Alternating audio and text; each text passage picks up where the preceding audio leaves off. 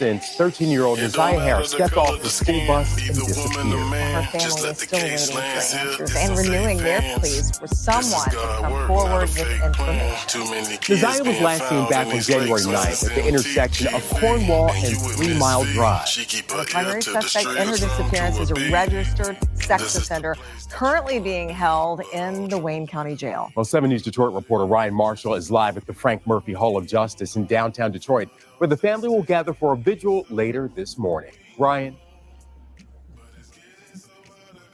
Well, guys, the family of that missing Detroit teen still seeking justice in this case. That includes ZIYAH's biological father, who exclusively spoke with 7 News Detroit. He is fighting for his own life, but is holding on to find his little girl.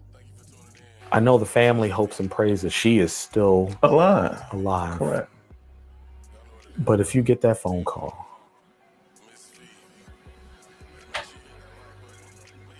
that's why I'm getting back in the ministry. 48-year-old Mervyn Jennings is ZIYAH Harris's biological father. He says he's tried to reconnect with his daughter for the past 8 years. Jennings says he was only reconnected after 2 Detroit public schools police officers tracked him down.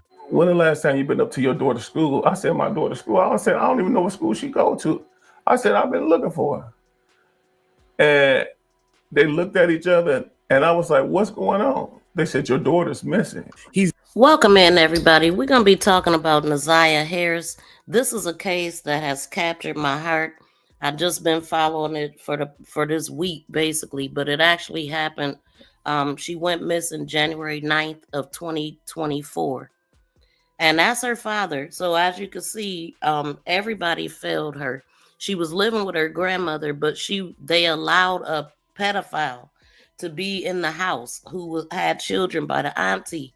And he became involved with ZIYAH at the age of 12 or something like that. She was not protected. Her father here has since passed away. And so we're going to listen to what else he has to say. And also I found there's a guy named Mark DeAndre who's from Detroit, who's been following this case. And he has a lot of information. He was very instrumental in getting this case out, interviewing the family or just having them call into the show. So I'm going to be reviewing the video that we've been reviewing from yesterday. So I just said I might as well just go through this whole thing and just listen at the details as the trial is going to be starting January 26th, I believe. Or at least I know that's when he got to go back to court. Welcome in, Big Rooster. Welcome in, Teresa. Thank y'all so much for being here. So yes, please smack the thumbs up if you have not. And we're going to get into this case. It's so sad, man. But Detroit is not very far from where I'm at right now.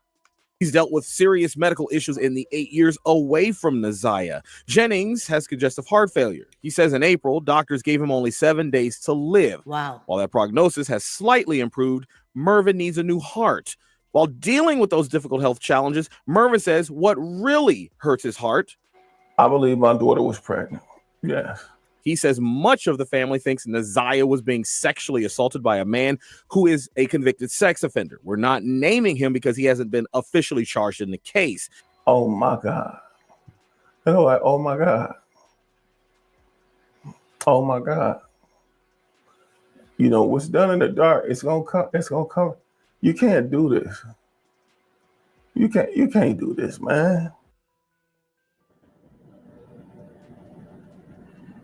And get this, Mervyn also says that he talked to ZIYAH's older brother, who says that registered sex offender has been molesting her since she was 12 years old. They are holding out hope that ZIYAH will come home alive. We're live in downtown Detroit, outside of the Frank Murphy Hall of Justice. I'm Ryan Marshall for 7 News Detroit this morning. Yeah, you can hear the emotion in his voice, and we're certainly thinking about him and the entire family and hope that they can. Yeah, so that's exactly what was happening. I mean, I don't even know. We turn now to Detroit. I don't even know how they didn't know, because we went over the text messages and stuff yesterday. I didn't even get all the way through them. It was just too much. And we was already almost 2 hours in.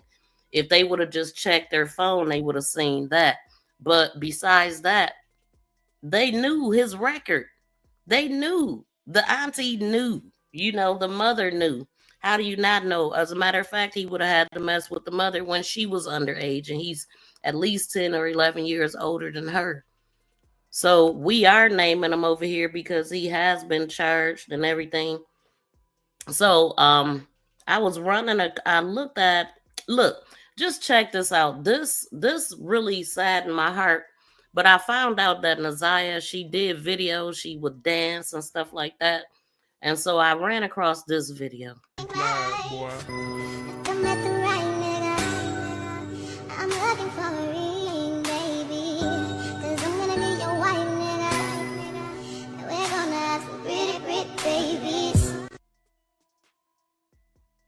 Yeah, that's where her mind was at, because that's what this bastard was doing to her.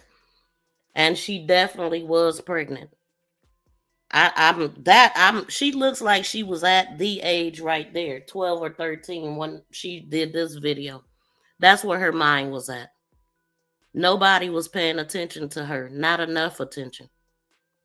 And her father, we found out in the last video that he met the mother they worked together. They just decided to have sex, and he was married. He's a married man. So he didn't want to bring a child home, but even though his wife ended up finding out anyway, because he put himself on child support, and they came to the house or something, or a letter came to the house, and that's how his wife found out. But let me get through this video, and then I'm going to jump into it. Detroit police sounding the alarm for the safety of a missing Detroit teenager. ZIYAH Harris, last seen on January 9th after leaving school at J.E. Clark Preparatory Academy near Cornwall and 3 Mile. 7 Action News reporter Sarah Michael spoke with family members about their frantic search for the 13-year-old. ZIYAH's grandmother tells me that this is where ZIYAH was last seen, at Cornwall Street and 3 Mile. She tells me that the school bus dropped her off right here on January 9th. What happened next is unknown. For her to be late, she has never been late coming home. She's always got permission to do things. Annette Harris is 13-year-old ZIYAH Harris's grandmother and legal guardian. When was the last time that you heard from your granddaughter? When I dropped her off at school, which was on January 9th. ZIYAH is an 8th grader at Clark Elementary School in Detroit, described as being incredibly sweet and a rule follower. Annette tells me when ZIYAH didn't come home from school on January 9th, she knew immediately something was wrong and reported her missing the next day. Detroit Public Schools Community District's police department has been handling. Notice they said she noticed immediately something was wrong, but she didn't report her missing to the next day. That's what happened. They didn't even look for her. They didn't do nothing until the next day. They reported her missing. It should have been right away, especially with her being a rule follower. And this is not something that she normally would have did. They didn't do enough. And they knew who they had in their house. The investigation. That's until Wednesday, when after a month of fruitless searching for the teen, Detroit Police Department announced that they're taking over. We're very, very concerned. ZIYAH is a very sweet child. She really is.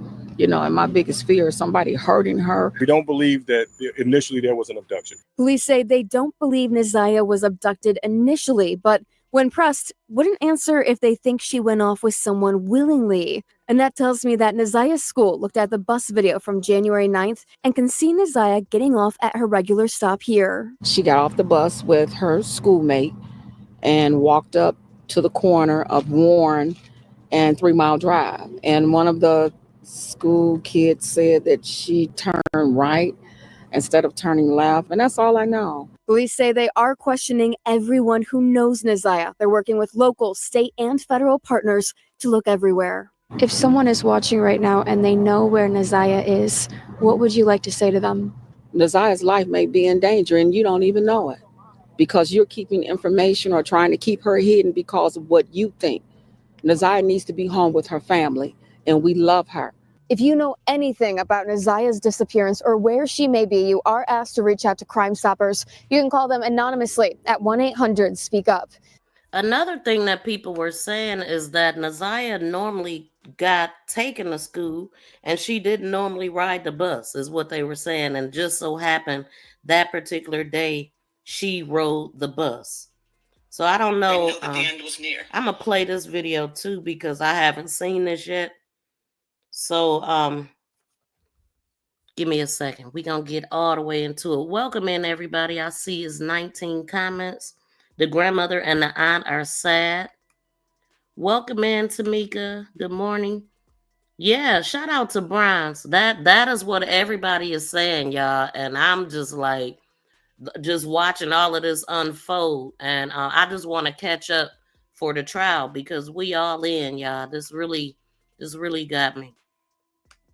In Detroit, Sarah Michaels, 7 Let me Action pull up News. this other one. No one has seen or heard from ZIYAH Harris in more than 6 weeks since she got off at her bus stop on Detroit's east side. The longer this search goes, the more suspicious it all seems. If she could hear me now, I would want to say to her, I love you. We love you. There's a lot of people concerned about you. Each day, this family gets more concerned they'll never see 13-year-old ZIYAH Harris again. All that we can do at this time is hope that she is alive and she did run away. However, she's made no contact with anyone for us to be able to even believe that that is true. 2 family members spoke with Fox 2 under anonymity. We'll call them Vanessa and Trish. They're estranged from ZIYAH's immediate family and guardian, who she lives with on Detroit's east side. The fracturing of this family started when Vanessa and Trish suspected abuse at ZIYAH's home. They reported the concerns to Children's Protective Services. So those are since the ladies that we've been hearing talk about the family, like they came all the way out since. And then so this is the guy right here. This is Mark D. Andre, whose video we've been reviewing. He is all in with this, and I'm sure that's probably Roxy and the other lady. When Vanessa and Trish suspected abuse at ZIYAH's home, they reported the concerns to Children's Protective Services. If I had to guess, 7 to 10 times. Okay. Over the course of how long? Over the course of the last 8 months to a year. But ZIYAH and her 16-year-old brother remained in the home under adoptive care of their grandma, who spoke out at a press conference this week. Before she went missing on January 9th, Trish tells me she knew ZIYAH would be the next missing child out of Detroit. Do you think that She knew. there was foul play in her disappearance? I think there's something going on. It's so many different scenarios because there's so much dysfunction from multiple members in the family. For the first time this week, we heard Detroit's Police Chief James White say the word suspects in this case. He said suspects are being talked to and there is more to come. Multiple searches have turned up no ZIYAH and no evidence. This child has not reached out to anybody. She has not logged onto any social media app. She has not reached out to friends, family, no one. She just basically just disappeared. Man. And nobody went looking for her immediately. That just blows my mind by itself. And so I didn't realize that Mark was also the reason why her shoe was found. Him and Roxy was together. Let's see. Situation about some shoes that came about, right? Well, there was an investigation going on by a church. Remember, there was like 9 different precincts investigating by the church. Well, I was live on the scene that day, and there was a lot of information being said on my live. They told me to shut my live down and go live somewhere else, right? Because the information being shut, right? So I went live to somewhere else was across the street. Me and Roxy went live and we found a pair of shoes, right? So we went live on a pair of shoes, and then the police called me back and said, hey, well, where are those shoes at? What's going on with the shoes? I said, well, we're right across the street. So they said, where you at? So we waited there for an hour waiting for them to pull up. They didn't show up. Long story short, they went and recovered the shoes, and I found out, I got intel about 2.5 months later, they did an investigation on the shoes, a DNA test on the sweat, and they found out that those were actually her shoes after they did a DNA test on the sweat from the shoes, right? Situation about some shoes that came about, right? Well, there was an investigation going on by a church. Remember, there was like 9 different from ZIYAH precincts Harris in more than 6 weeks since she got off at her bus stop on Detroit's east side. The longer this search goes, the more suspicious it all seems. If she could hear me now, I would want to say to her, I love you. We love you. There's a lot of people concerned about you. Each day, this family gets more concerned they'll never see 13-year-old ZIYAH Harris at a pond in Clinton Township with no success. That press conference just getting started. Let's go ahead and listen in now live. I have spent decades of my career looking at pictures of murdered people. When I was trying homicide cases for 6 straight years, and as an assistant prosecutor, I would spend hours thinking about the victim whose case I was getting ready to try, wondering how they spent their last weeks, their last days, their last hours, and their last minutes of their lives. What were they thinking about? Did they know that the end was near? He had 20 And if it was plus someone they kids, knew, actually. what must they have been thinking as they were shot, stabbed, or whatever mechanism? So I'm happy that we finding this because I have not seen this at all. But yeah, this guy allegedly has over 20 children. And so anybody that he was around, he was sticking it. It don't matter who it was, what it was. If it had a hole, he was going there. Just disgusting piece of crap. Of death was used and confronted them with by the person they knew or loved. I can't imagine the thought that goes through their minds. But it's always 1,000 times worse when the person is a child or a baby, someone in the dawn of their lives who haven't begun to live their lives.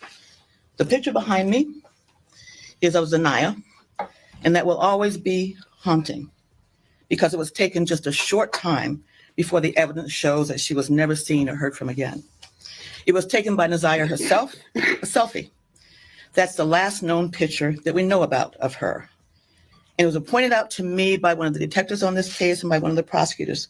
She is smiling and waving and saying hello. But little did she know that she was really saying goodbye. We will provide to you later a very skeleton timeline of the time right before her death, before and after. Of course, the detail would be provided in court.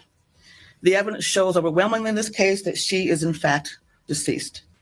The last time she was seen alive was January the 9th of this year, 2024, almost 9 months ago. Her missing status was reported to the Detroit Public School Police Department by her grandmother on that very day when she never returned home from school. And again, that was January the 9th of 2024. In early February of 2024, the case was turned over to the Detroit Police Department. Frankly, that should have happened right away, but they began investigating immediately. The evidence will further show that through text messages that we know and that we have, ZIYAH and this defendant were going to meet after school on January the 9th. We know that she did indeed meet up with the defendant that we're charging in this case. We also know that several people close to Mr. Butts, who we were charging later, saw them together in several different locations, people that he knew well. We have evidence that at 9:30 p.m. on that day, that Mr. Butts checked into a motel and that ZIYAH was never seen or heard from again. Not from her family, not from her schoolmates, not from her friends, not from social media where she was extremely active with her friends, not from teachers, no one. We know that she had no medical conditions that would cause a life-threatening medical emergency to her. And he, again, was the last person that saw her alive. She would have turned 14 years old just 10 days ago on September the 16th of 2024. And again, no one has seen or heard from her. You look at that face and you do not see the horrors that she had gone through in her short life. The exploitation, the molestations, the sexual abuse, and the pregnancy that she was concealing. The evidence will show that from one of her text messages to and with Jarvis Butts. And we also know, the evidence will show, that there's no evidence of anyone else being the father of that child, other than the defendant himself, who we charge today. And he knew she was pregnant. We know that he was also searching for ways to abort the baby. We know that sexually explicit photos were requested by him of her and that she contacted her. All the hands we let, the man charging with her death and also her long-term sexual abuse. A process that was put together. Excellent.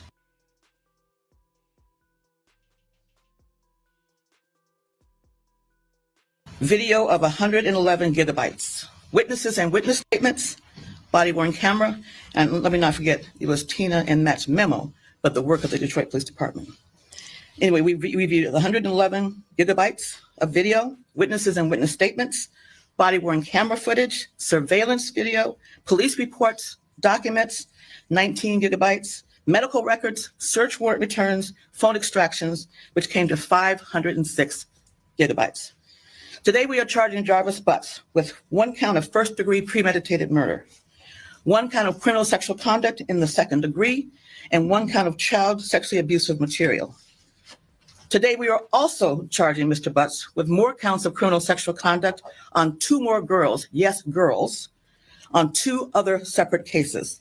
The girls in question now are 20 and 11 respectively today, but both were under the age of 13 years old at the time the offenses occurred that we're charging.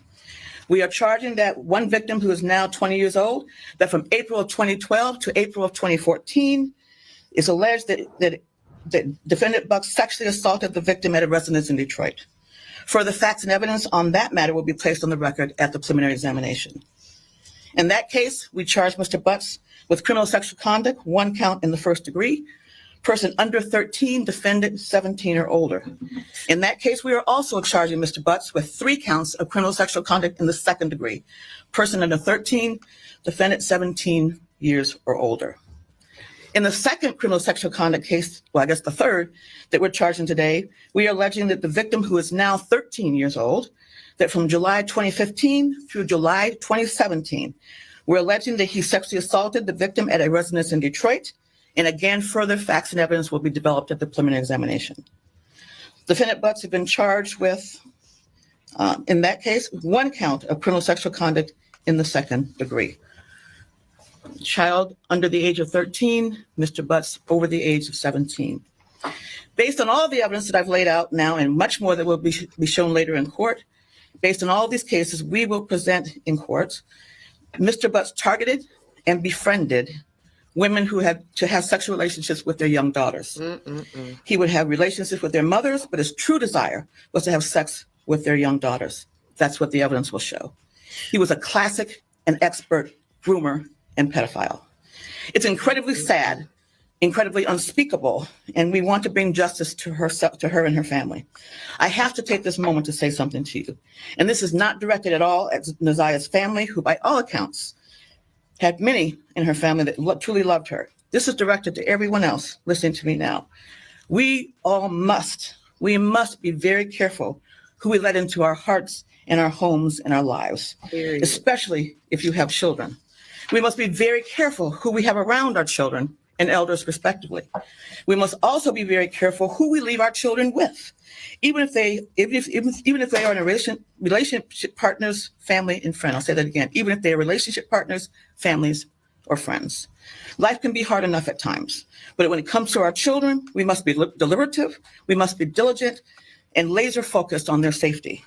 And sometimes we must make decisions about them and their lives that we may not like and that they may not like, but it's for the betterment of them and their safety and their future. When something doesn't feel right, even if it's just that voice in your head, it usually isn't right. And sometimes when we are attentive and we do everything right by our children, things can still happen and still go very wrong despite our best efforts. This can happen to good watchers of children. But we must always ask ourselves at the end of each and every day, was I right by each member of my household in terms of their safety? Did I do right by my children? Now, of course, Mr. Butts is presumed innocent unless and until he's found guilty on each and every crime and count that we have charged today. We have been told this morning that the arraignment will be tomorrow, we think at 10:30 a.m. in the morning, but we don't have confirmation of that yet. But the arraignment, we are told, will happen tomorrow morning. Thank you very much. Chief. I'll switch boxes with you.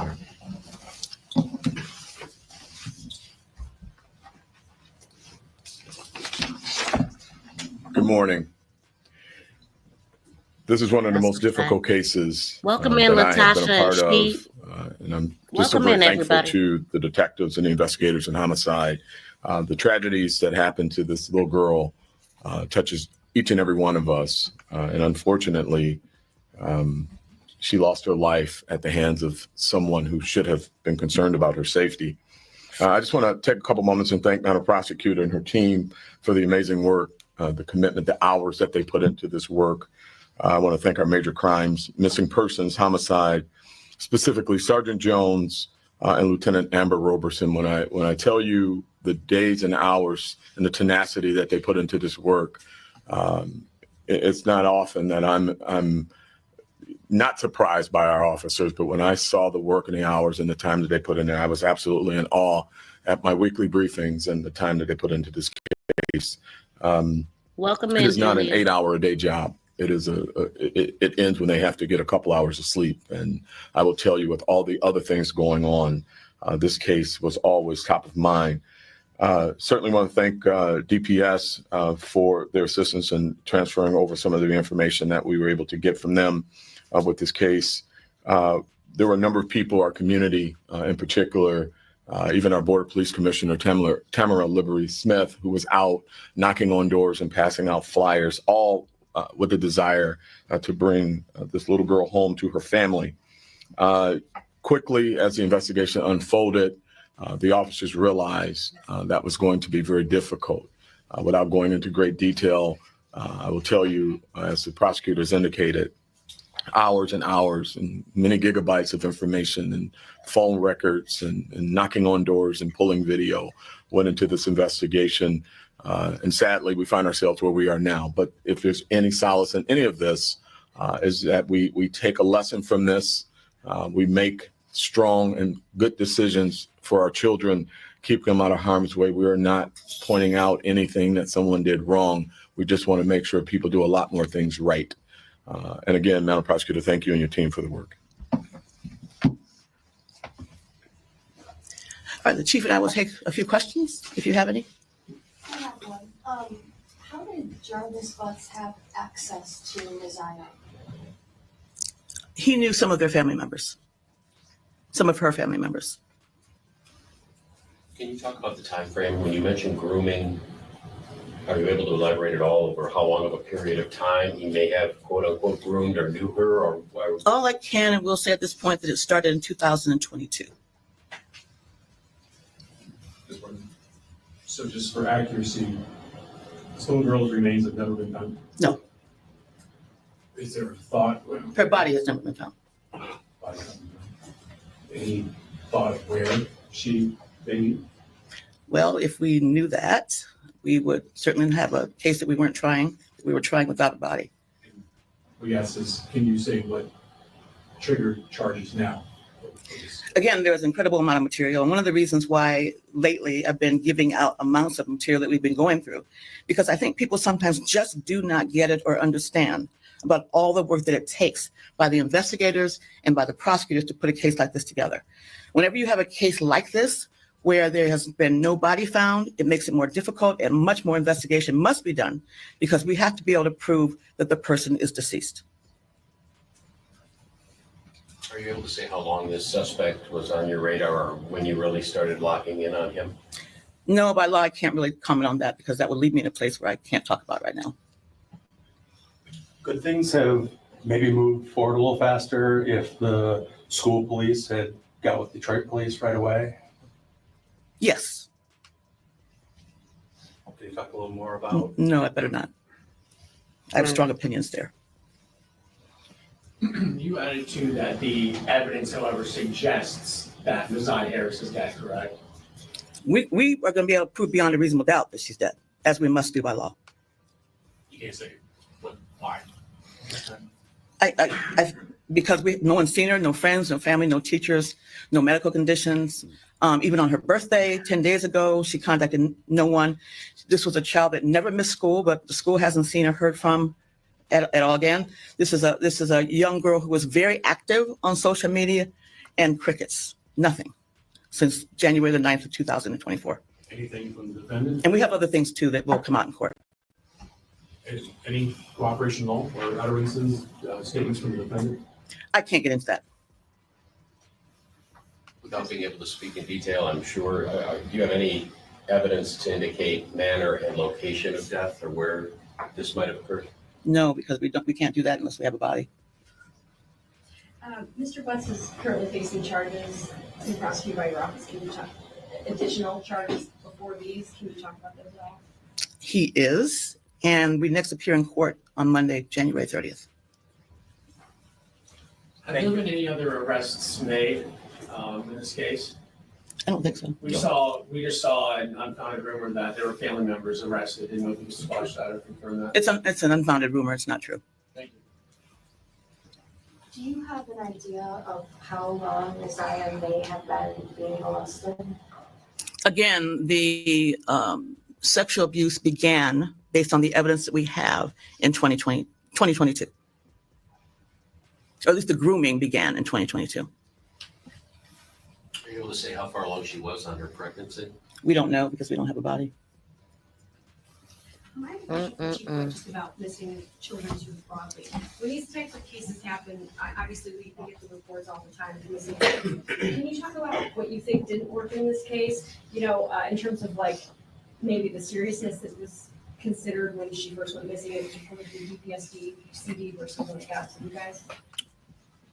I would much rather have had the case earlier. I don't know if the outcome would have been any different based on some of the things we've learned in the course of the investigation, but we may have had an opportunity to recover even more evidence. But we're pretty confident that the evidence that we have is strong. We know it is, as in fact, but you can never have enough evidence. So if there's anything that could have gone a little bit better with regards to the first time that we were brought in, I would have wanted to be brought in much earlier. So I wonder what exactly didn't the school do, because that's the second time they mentioned not being in early or not. Like if they would have known about it sooner. So why didn't they know about it sooner? I know they said the grandmother reported her missing the next day. So wouldn't that have been with the police? So I don't know what they mean by that stuff. What all happened is what I mean. For that reason. Just some background on Jarvis Butts. What's his age and is he from Detroit? He's 41 years old. Old as From Highland Park, I believe. Yeah. And Chief, as soon as you guys got word of this, you guys were out immediately, right? I think you were even out searching. You guys set up a command post. Yeah, that's correct. I mean, we took over the case after we were briefed. We took charge of the case, and our teams got engaged in it immediately and hit the ground running, and didn't look back. Can you talk about, Chief White or maybe Secretary Jones, the ZIYAH's case and connection to the other missing young people, girls, children, like what your workload looks like, how you balance those cases and are able to, the numbers of youth that are missing right now? Yeah, well, we make that public. We put it on our social media pages. There's a number of misinformation, misconceptions about missings. Oftentimes what we have is kids that run away for a day or two. They have a way of investigating these cases. They know the ones that routine runaways, if you will. They still look, they still go out, but there's ways to do it. Going to the school, social media with kids, it's a big benefit to us for our investigations. And they also know when they become serious missings. All missings are serious, but internally there's a title that has been elevated to a serious missing, and that involves a lot more work and connection with the family. Each time we get a call, we go out to the home, regardless of whether or not it's a person who has run away or a routine runaway or serious missing. We check the home. We have found kids in the home hiding. So it's really complex and would take its own news conference to explain it. I will tell you this, they do a very good job. We've got thousands of kids this year that have been returned home, many of which were runaways. So we don't have a condition where kids are being picked up on the street and kidnapped. We did have an incident a couple of years ago where that happened, and the prosecutor charged that person. In fact, they were just recently convicted. So it's a lot that goes into it. We'd be more than happy to sit down and explain our process with you if you want to do something on an aside. Chief, assuming that, inferring that investigators knew early on this was not a runaway case, or just if you can share some details of the fact that I'm assuming you knew pretty quickly this was not what she did as far as running and there was some foul play involved. And if you can address the complexities that the prosecutor alluded to of not having a body and how you built the case around that. Well, the prosecutor builds cases. We bring evidence to the prosecutor. We bring our investigation, and she makes the charging decision. So I don't want to get into that lane because it's not mine. I'll tell you, as I said earlier, and the prosecutors alluded to a lot, and there's a lot in the press release as to what goes into it. These folks looking at hours and hours of video evidence, and as the prosecutor indicated earlier, I don't think people recognize in this new age of modern technology what that has done to investigative process. The days of old school investigations some of that stuff still is valid and important. You got to get out on the street, knock on doors, and talk to people.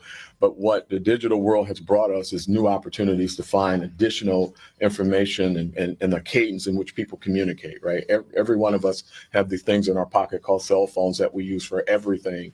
And if people go dark, and they've never been dark, and particularly kids, they show their food, they show their school, they take selfies, and when that stops, that elevates your concern as to why did it stop. So it's a very complex process. These are the experts. I'm just a chief.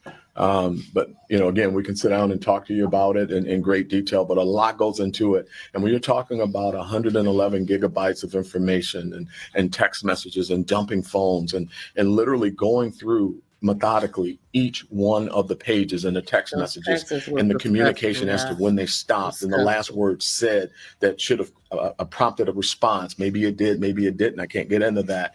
All those things elevate your curiosity and brings you into other areas. So it takes a lot more time, but when you get it all right. So this press conference is actually from 3 months ago, September. Pull all the things together, you become as confident as we are now with this case. And we're very, very, very happy that this predator, this child predator, will not be able to hurt any more children and frankly, any more women, because we know that the women were a pathway to the children. That's that, period. And I'm gonna stop there before I get in trouble with the prosecutor. Period. 506 gigabytes just from the cell phones. Are there any other people that are close to her family that may be charged or not? This investigation's over, and we have charged the one single person that's responsible for not only her death, the evidence show, but also for the sexual assaults that we have charged today. And what are his priors? Do we have those? Oh, I definitely can't go there. I'll lose my law license. Why? Some of Naziah's relatives said they previously had talked to CPS about allegations of sexual abuse, both Naziah and other kids. Did that ever make it to your office? Is it something that police have investigated before? Yeah, let me just say this, that if anyone that is watching this press conference right now or reads any of the coverage that I'm sure that you will give this, has any reason to believe that they were a victim of his or that they know something else, we certainly welcome them to contact the Detroit Police Department. Bring them out. So you can't say if there were any previous reports on that? No. This is sad. Has this made any admissions at all? We can't talk about that. Thank you. Thank you very much. Well, we do know that he had did 10 years for doing this to a 13-year-old girl, so it was known what he was. That's like I said, that's one of the most disgusting parts, is that you brought this man into your home knowing what he was. And then we heard the auntie who got 5 kids by him, that was a teenager when she started messing with him. She felt like, well, if they get, everybody deserves a second chance. And if those people gave him a second chance, who am I not to give him a second chance? Basically, is what she said. Oh, yeah. Sorry for this space. We're trying things out. This is a new building, as you know, and I can't see everybody, but so we'll work it out eventually. Thank you. And I ran across another presser, so I'm going to play that too. Our other top story tonight at 5, the man charged in the murder of ZIYAH Harris is back in court today as chilling new evidence was presented in the case. Jarvis Butts faces Look. multiple charges involving multiple. What I've been wondering is, did somebody jump on him? Y'all see how he moving? He moving like his butt's hurt, okay? He definitely moving like his butt's hurt. Look at that. Look at that. Hold on. Somebody touched him up. Something happened. Like, he ain't walking like that for nothing. Okay. Let's see. Look at that. Man, that dude's so damn stiff and in pain. Look, his shoulders is up. He in pain. I don't know what happened. Maybe that's why they letting him wear that face mask up to his damn eyebrows. Get used to bending over, sir. I'm sure Bubba done met you by now. He been in there long enough. Look at him. That's what he get. Whatever happened. He definitely stiff as hell.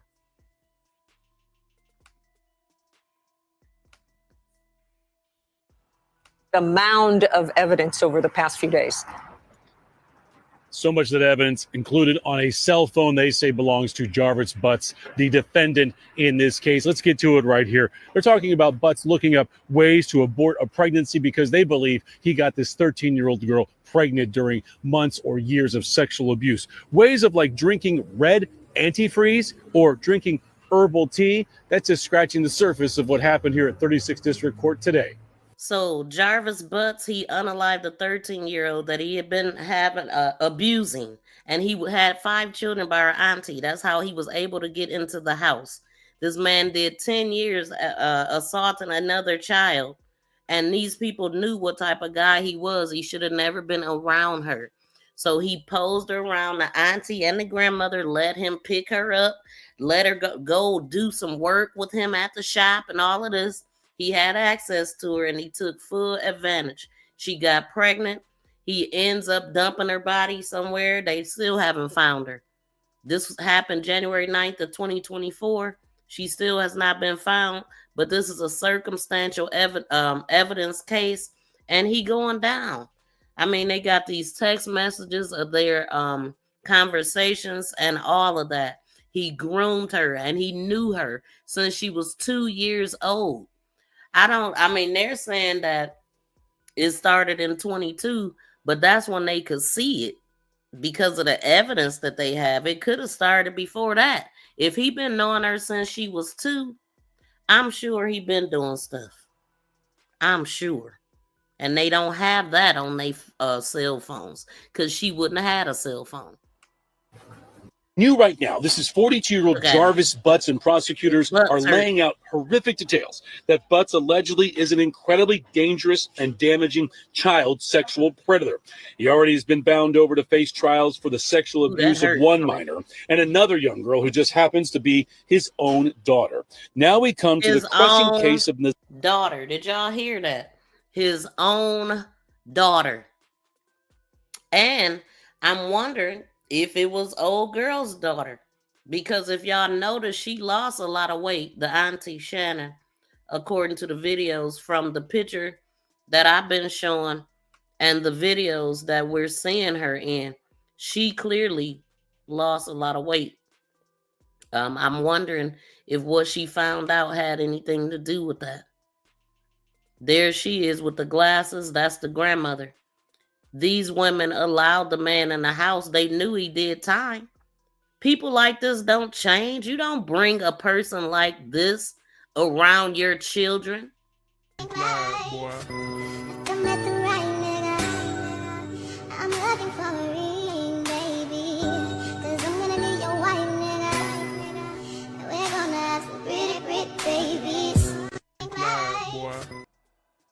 That was what was on her mind. That's what the bastard was doing to her.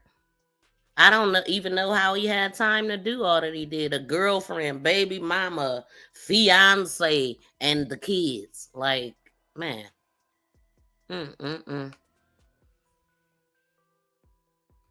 ZIYAH Harris, just 13 years old, a girl who should be having fun, sharing selfies with friends. She took this selfie last January 9th while she was at school. She is smiling and waving and saying hello. But little did she know that she was really saying goodbye. Goodbye, because Harris's Instagram messages show Jarvis Butts, who considered himself the girl's uncle. That damn face mask, when he blinked his eyes, is literally on the top of the damn mask. But was not. Literally, for real. Made plans to pick her up from her bus stop after school that day. She was never seen or heard from again. Prosecutors say she was murdered, and Butts, who had an ongoing relationship with this 13-year-old girl, killed her because he got her pregnant. And if that came to light, so would the sexual abuse of this little girl. This is very much like the sad case of Zion Foster, allegedly sexually assaulted by her own cousin, killed, her body dumped, and never found. ZIYAH Harris's body has never been found. But in court this week, Assistant Wayne County Prosecutor Tina Ripley has carefully laid out evidence from skilled DPD investigators pinging Butts' phone to the banks of the Rouge River, where some of Harris's clothing and one of her shoes were found. All All right, back out live here at 36th District Court. This 4-day pretrial hearing, You preliminary only go hearing, to I the should say. It's river not for one damn reason with a body. She in the water somewhere. a trial. It's a preliminary hearing. Is going to enter another day tomorrow. Here's why. Investigators and the prosecutors here are just so carefully linking up everything they have to connect the dots to Butts. And so much of that is through cell phone data. And that's what they're exactly doing here because they don't have the body of ZIYAH Harris. Much more on this coming up at 6 o'clock. We're live downtown. Sean Lay, Local 4. Guys. So one thing about it with the grandmother and the auntie, a lot of people is blaming them, which they are at fault. But legally, it sounds like they couldn't do nothing as far as that. That, like the lady said, that's basically, I mean, he did it, but to me, they opened the door for it, and then for her not to be known to run away or break rules or anything like that they knew of, and she don't come home, and y'all don't go look for her. Y'all don't turn Detroit upside down looking for her, knowing how dangerous damn Detroit is. Okay, Sean, thank you. But hell, Snap the QR code at the bottom. Excuse me, it was more dangerous in her own household. Now, this particular presser this is from 10 months ago. So this one is going to be like probably one of the first ones that they did. Good afternoon, I'm Rochelle Graham. We want to get you out to some developing news right now. Detroit Police Chief James White is holding a press conference on a missing 13-year-old girl who hasn't been seen since January 9th. This update coming from Shoemaker and Garland. We hope to learn if there's significance to this location and the investigation. It just started. Let's listen in. And see, this is months later. Like, I think I'm gonna have to look at the date on this. It was from 10 months ago. I want to say February or something, and she came up missing in January. So it was some time lapse, and I don't know why. Yeah, this was actually Valentine's Day, February 14th, 2024.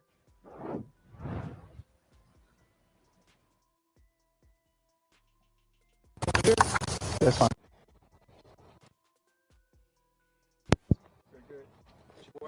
All right. Good afternoon, everyone. Thank you for being here. I want to just start off before I bring up Chief Jackson. This audio ain't gonna make it. Detroit Public Schools Police Department, and to what brought us here today. On February 12th, we had a briefing on this missing child. Yesterday, we had a much more comprehensive and detailed meeting where he brought forth a number of different factors as to what occurred and what they have been working on. We left that meeting with some very serious concerns about ZIYAH's safety, and I'll bring up Chief Jackson at this time to give you an overview, and I'll be coming back up to talk about the details. Chief Jackson. Good afternoon. Back on January 9th, we believe Miss ZIYAH Harris did not return home from school. She was a student at Clark Elementary. January 10th, her family went about the process of reporting her missing. We began our investigation at that point. We began working back, following through her on her last known. So he said they reported her missing the next day and they began their investigation. So I don't know what the school didn't do, the reason why they should have been involved sooner, according to the last last press conference. Steps, possible person she was in contact with, some of her school-age friends, gathering different information. As we begin to work back through that information with our local, state, and federal law enforcement partners, information that we obtained has led us to this point here. At that point, we reached out to Chief White to let him know the developments that we had. And so at that point, we decided that this investigation had kind of gone past the four walls of our building, and Chief White stepped in to help us out. Chief White. All right, thank you, Chief. So again, after our meeting yesterday, we were very, very concerned. I made the decision at that time that we will take lead on this investigation. We'll be bringing in our local, federal, state partners, a very concerned community, our Board of Police Commissioners, our civic leaders, every single person to assist us in bringing little ZIYAH home. That's the goal here, is to do everything we can to bring her home.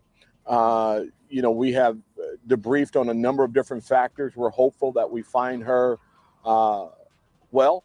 but we can't operate on hope. We have to operate on information, investigation, and work, and that's what we're here to do today with this incredible show of force that we have at this time. I will bring up Deputy Chief Carrie Sloan to talk a little bit about some of the aspects of the investigation at this time, but I will tell you that it is still early in the investigation on our part. Although DPS has done a number of different things, we are now doing a number of different things. We are actually, in fact, repeating some things to lay eyes on exactly what aspects of the investigation that we want to have some firsthand information on. So she's not going to be able to provide you granular detail at this time, but we'll just give you an overview and highlight some of the things that we're going to be doing. DC? Good afternoon. Deputy Chief Carrie Sloan, the Detective Bureau. First, we would like to express our deep concern for the welfare and safety of 13-year-old ZIYAH Harris, who has been missing since January 9th. I would like to ensure ZIYAH's family that DPD intends to utilize every possible resource that we have to bring her home safely. As the Chief mentioned, we are currently working with our local, federal, and state partners to establish exactly what occurred in this situation. At this point in the investigation, we are aggressively searching for ZIYAH and examining every piece of evidence to understand what transpired. We are in the process of re-examining and re-interviewing all witnesses and anyone with any possible information that can assist us in this investigation. DPD is committed to working this case until we locate ZIYAH, and we are asking the community for their help and anyone that has any information to reach out to the Detroit Police Department. Commissioner. I want to thank the Detroit Police Department and the Detroit Public Schools Police Department, those two chiefs, for working together in a unified manner. I stand here in full support of this department in finding our little precious child. And I ask everybody in this community to come together and rally with this department so that we can be able to find our young sister safely, prayerfully. And it is my goal to do everything in my power and within my sphere of influence to be able to work with the chief in this department, to ask the clergy, ask every community person out here, all the Black loves, come out for this baby. I plead with you. And I'll say, if you are holding this young child, I ask you to please find in your heart to let her go. And if anybody have any information regarding this situation, please contact the Detroit Police Department. And I'm just here on faith and making a commitment myself. If anybody have any credible information, that I will add $1,000 to any type of support to be able to find this young baby, because that means that much to me for this baby. I have a daughter. All of us have children, and this child need our help. And please turn the information over to the Detroit Police Department as soon as possible. One more right behind you, Chief. And then Commissioner Smith, yes. I believe she in the water. Yes, good afternoon. I stand here in support today with the Detroit Police Department as well as the Detroit Public School Department. We're today in unity in hopes that we find this child safely. I'm just conveying the message that it is against the law to harbor a child. If someone is harboring her or keeping her against her will, please let her go. If any children or friends or neighbors or anyone who's seen her, please speak up. It is extremely important, and we are very concerned. The community is very concerned for the safety of her return. Thank you. Thank you, Commissioner. Chief, sir, one more, the mom? The mother, yeah, okay. Grandmother, right.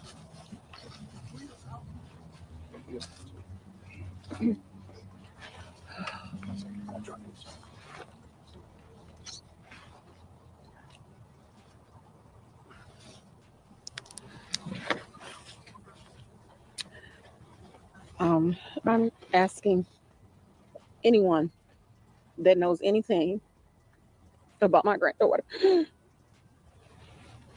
please contact the police department. She's been missing for a very long time. ZIYAH is a very sweet child.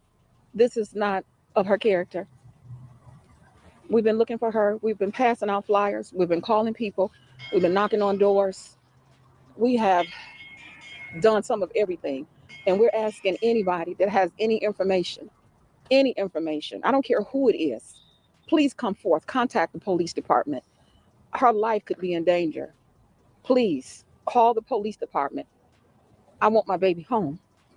And I'm asking in the name of Jesus, yes. And I stand on my faith that he's going to bring her home. But if we all can come together and help find her, I'm telling you, we can make a difference. She's been missing. She's been gone too long. I can't sleep. I can't eat.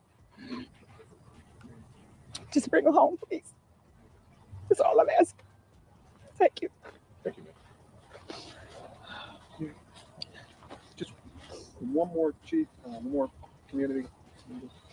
Minister. Thank you. I would like to say that this is serious. As we can see, it's not just about the police. It's about the community. This really touches home with our grandchildren and our children and friends and family in the neighborhood. So some people may think it's all about the police. It's all about the community. Ain't nothing young about this guy. The auntie is actually 31 and he 41. So she's actually younger than him and was too young for him to even start making babies with her. She was 16 years old, 16 or 19. He got her by 10 years. Either way, he was too old to be dealing with her. So her mother knew what type of guy this was, and he should have never been allowed in the house. But the fact that they haven't been arrested, the fact that they didn't find any evidence of them texting him and saying anything blatant like that, they couldn't do anything to him. It sounds like they have nothing on him. But they knew this guy had did 10 years for assaulting a child. So they knew what type of guy they had around the kids. And for that, they are at fault for that. Allowing him to pick her up and his own daughter to go to the shop that he worked at to do some work. What kind of work did he need them little girls to do? Yeah, they knew. According to that, you would think they knew. Let's just say that. Keep working in coalition together. Somebody has seen this young child and just overlooked it and thought it was business as usual, but we want it to be known that this is unusual business, and anything that we can do to reach out, get the information over to the authorities so that we can bring the baby home safe, we would love your support in that respect. Thank you. Thank you. Question. This should have been done January Can you 9th. give us the specific timeline again about when she went missing, how long it took for the family to notify, and what efforts were taken in that time frame? But I'm more interested in the time frame off the top. Yeah, I think it'd be most appropriate to have Chief Always Jackson waiting do that for part, them and then late. I'll come in and talk about when we took over the case. Chief Jackson. Yeah, so she was, it looks like she may have went missing on January 9th. It was reported to us on January 10th. At that point, we began preliminary investigation, speaking with school age friends, looking through her social media aspects, trying to retrace her steps, look who she may have been in contact with. So once we started processing through that information, different leads developed. We began running down those leads. We contacted our local, state, federal partners, U.S. Marshals, FBI, some of our task force partners, even some of the private sector, missing and exploited children, all brought in to assist us in the search for ZIYAH. So if they went to work right away, why the heck is it just 3 months ago that they just now charging us due with everything, according to the last press conference? So it took them a long time to get that information from a cell phone that they could have got immediately. I wonder what was the delays with that. As we began to work through that information, that's wild. Again, that investigation expanded, more information developed, and that's when we reached back out to DPD, and here we are. So obviously, you think there's some sort of foul play here, or we wouldn't be doing a quick search. So help us with what it is that you can tell us about that. We're not ruling anything out at this point. Just based off the information that we had, let us hear. We're running down every avenue. We don't make assumptions. You know, we can't speak to anything that we don't know. Only the information that we have, and that's what we're working through. Are you going to be searching in this area? It's going to take us here, outside of this community. Any information as things develop, you know, we could be coming to a community outside of Wayne County. So just as those leads develop, we'll follow them up. Will there be just one search today, or will it be more than one? There'll be multiple searches. Can you say where? No, not at this time. Can you talk about what is involved in a grid search? Are you knocking on doors? What are you doing? Yes. Simple answer to that is yes. It includes speaking with people in the community, business, following up at businesses, canvases, handing out flyers. All of those things are part of a grid search. Can you say what might have led you here, and how far away from here does the travel live? Just based off the information, this is some of the information. Welcome in, BFF. So not to get into some of the intricacies of the investigation, but some of the information that we had led us here. Okay, she goes to a school. How far is the school from here? Several miles, perhaps. So her mother and father wasn't in her life. Her father was married. The mother, she's allegedly on drugs. The grandmother who was raising her, she decided to adopt her. The mother and father was never in a relationship. They was co-workers who decided to have sex. Because the father was married, he didn't tell his wife and didn't want to bring a kid home. His wife ended up finding out anyway because he put himself on child support and the paperwork came home. So neither one of her parents was a part of her life. So she was born without a real chance. She was born already feeling unloved and neglected and like what do you feel abandonment when your parents are not there. And then you have a grandmother that you stand with that got chains and stuff on the refrigerator. To me, that's a sign of that's not a good sign. They say that the grandmother, she ran a tight ship. But if she ran such a tight ship, then you cannot have chains. You don't need chains on your refrigerator and freezer to keep kids out of it. All you got to do is tell them what not to do, and they do it when you run a tight ship. A tight ship don't need a damn chain, because they just not gonna do what they're gonna do what you tell them to do, to say, and whatever, which they do. Because also there's rumor that there was another kid that came over there and visited, and he assaulted this child, and she immediately told, and allegedly the grandmother shut them down and they changed their story, so nothing happened with that either. So it was countless things, but for whatever reason this dude skated for a minute. I don't know if he was being held at this time that they was doing all this investigating, or was he out. I don't know his exact arrest date or nothing. Any reason to believe that she would come here other than on her way to school? Again, we don't know ZIYAH, her comings and goings, other than the information we had developed at that point. Are there any suspects at this point? No, not at this time. Do you have any reason to believe that she was abducted against her will, or had she gone with somebody known? Now, again, at this time, they didn't know any suspects because this was early on. So 10 months ago versus 3 months ago, the first one. Initially, no, we don't believe that initially there was an abduction. We do not believe that. Do you think that she went with someone? Again, that information that we have, we're processing through all that information. As Chief White said, we're re-interviewing a lot of the people that we've already spoken to, just to get as much information, concrete information as we can. And does anybody in the school have an understanding? In other words, can we say who it was that last saw her physically? The information we have, some of her friends, some of her classmates were some of the last to have spoken with her. Did they see her like leaving school? Yeah, we know that she physically left the school. Okay, and once again, it's early in the investigation. We're just going to close it right now. For questions regarding this, for separate questions, we'll go. We have just one more question. Has she been seen in any other, reported in any other community? We don't have any information to give us that at this time, no. Okay, thank you so much. And everybody else, Chief, if you can just stand by. Oh, and that's the other part too, because they, January 9th was a day that he was supposed to go turn himself in, because he had a gun charge or something that he had to go do some time for. So he needed to get rid of her before he did that, because she would have had the baby and everything, and he would have been found out. So January 9th came, and it's like, oh, I got to do something with his stupid self. And then they ended up not even arresting him. I heard that they extended his court date to February sometime. So I'm assuming he probably was arrested sometime in February of last year, but I'm not sure. Separate questions for this. Thank you all. And I know we're going to stand by for a minute, okay? All right, everybody else. Okay, so we got through all that. I definitely wanted to make sure that I put that on there. And the next thing we're going to be doing is going over.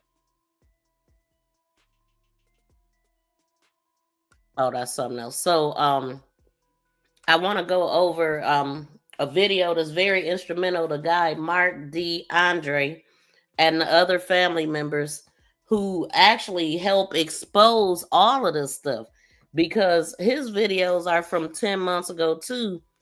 And y'all see that all the information came out 3 months ago. So we're going to listen in to this. Different callers. We already listened to the auntie calling in. We've already listened to the father and the other extended family. So let's keep going. When I tell you my 5-year-old smarter than that, we learned about pedophiles way before 19. You just felt like, oh, this nigga loves me, had kids by him, not knowing he a pedophile. Pedophile now, meaning he has sex with kids, molest kids. So I feel like if he did it to your niece, that he... Y'all heard the response. lies, and what she said was he's not married. Now, that was the part that I threw in there. So they're talking about Shannon and what she had to say, because she said basically whatever Jarvis had going on as far as what he did, that was on him. She didn't have nothing to do with that. And they're just responding to that. She didn't say that he didn't buy a ring and that he didn't have another baby. Right.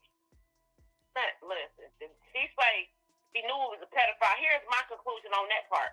The nigga probably is married. She just in fucking denial. It's no way in hell that this man went off, bought a ring, had another baby and all this shit, but you still trying to be there for him like Cliff. And that's the other thing. Like, this dude got multiple kids by so many different women, and he continued to have children while he was with the auntie.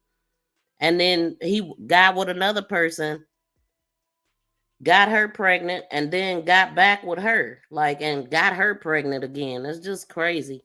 But then these are the same people. Oh, I got one baby daddy, all my kids by one man. Yeah, a one pedo that didn't even want you. He wanted the kids around you. And that was his entry. You're mentally fucked up. And all you care about is saving your penis. Now, I ain't saying you don't probably miss, because listen, if you ask me, if I was a detective, because whoever this Bonnie broad is on this chat, she needs to sit. She make me feel like she a part of y'all clique. But if I had to investigate this case, it make me feel like maybe you did something to your niece. And I'm just hypothetically speaking, because are you mad because your baby daddy did this to your niece? Because guess what? That means your niece is getting attention, and I hate to say it that way. You gotta look at all aspects and shit from all angles. Because you have been that fucked up to where you did something to your niece. Because if you protecting this nigga, shit, maybe y'all in it together. Either way, Nevaeh is missing. And I do want to say that because no charges was pressed on the grandmother and the auntie, we gonna assume that they innocent. They wasn't able to find nothing that caused them to get arrested or anything. So we gotta look at that. You know what I'm saying? Were they that naive, crazy, stupid, blind, didn't know? Like, how was he able to have access to her like that? And the other kids was around too, seeing it. They've seen it. They knew that he was doing this. How didn't the adults know? I'm talking about sneaking around like old girl in this room, probably curling her hair or something, and he over here doing this. Or one of them upstairs and one in the basement. Like, how do you not pay attention to that? Then you want to lie and say you didn't talk to Tamara. You say you want to talk to the police. Who the fuck you think she is? You're a part of that. You on here lying. How can somebody help y'all or help y'all if you're not being honest? But I guarantee you, because I'm a motherfucker that'll get involved so quick. Oh, yeah, I love shit like this. I live for it. Just to bring that baby home safe. I pray to God she's still safe. I pray to God she's still alive. So at this time, everybody was still hoping that she was alive and still looking for her. DeAndre was instrumental. He was out there, boots on the ground, looking for her. When he wasn't sitting in front of his podcast, he was out beating the streets and in abandoned homes looking for her. But they need to put your ass on some polygraph, like seriously, because you're lying. I hear it in your conversation. And then you were so adamant about, no, he's not married. How the fuck do you know? I think you do know. I just think you don't want the world to know how stupid you are, letting this bum-ass nigga who's a registered sex offender come into your life. 19, baby, I was smarter than that. Even still, you had kids by this dumb-ass nigga.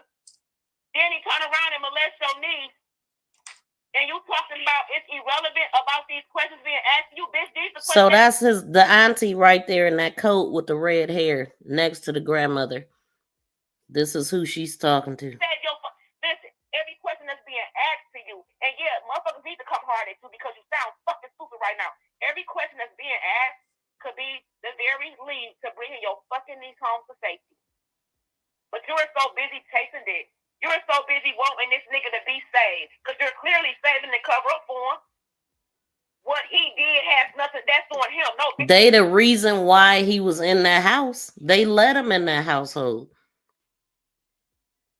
focus on you.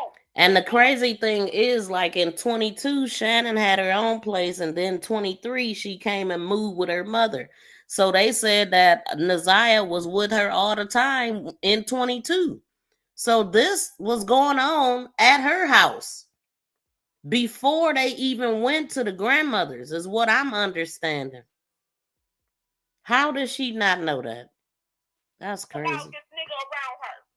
You had him in your house, knowing he was a regular sex offender. Bitch, I wish I knew you because I would have been caught in. Well, one thing that I heard is that they did take the grandmother's phone. They've been investigated, y'all.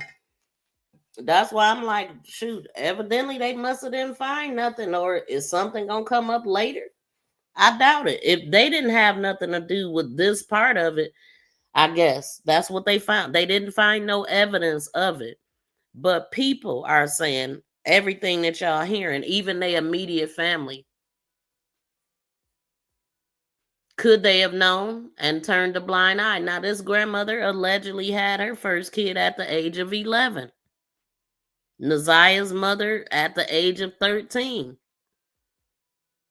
So this is deep rooted, you know?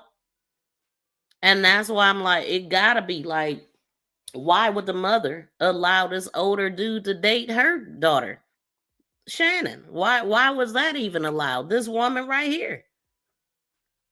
He shouldn't have been dating her. She says she was 19. Her cousin says she was 16. That would make him 26 and 29. Yeah. How about all that? I will have all it. I swear for God, registered sex offenders should not be around children. And the fact that you let this man, baby, listen, you let this man be around them, your ass should be locked the fuck up too. Because I guarantee you, you got something to do with it too. Now get mad. I'm already there. I'm gonna let you take the next call. I'm going to give me something to drink. I'm mad. For sure, baby. Right. All right. People really got involved in this case, and that's the good thing. A lot of people can relate to this type of thing too. Let me I got a special call that I want to make. Because I know Tamara Liberty Smith. So I want to make a call right quick. I'm gonna shut the call in line off right quick so we don't get no more callers. Now, I'm not sure who he calling. I didn't see this part.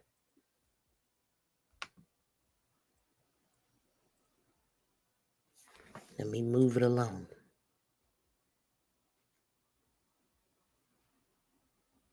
And I've been aware. I've been following this. I haven't been able to really sleep at. Hold on.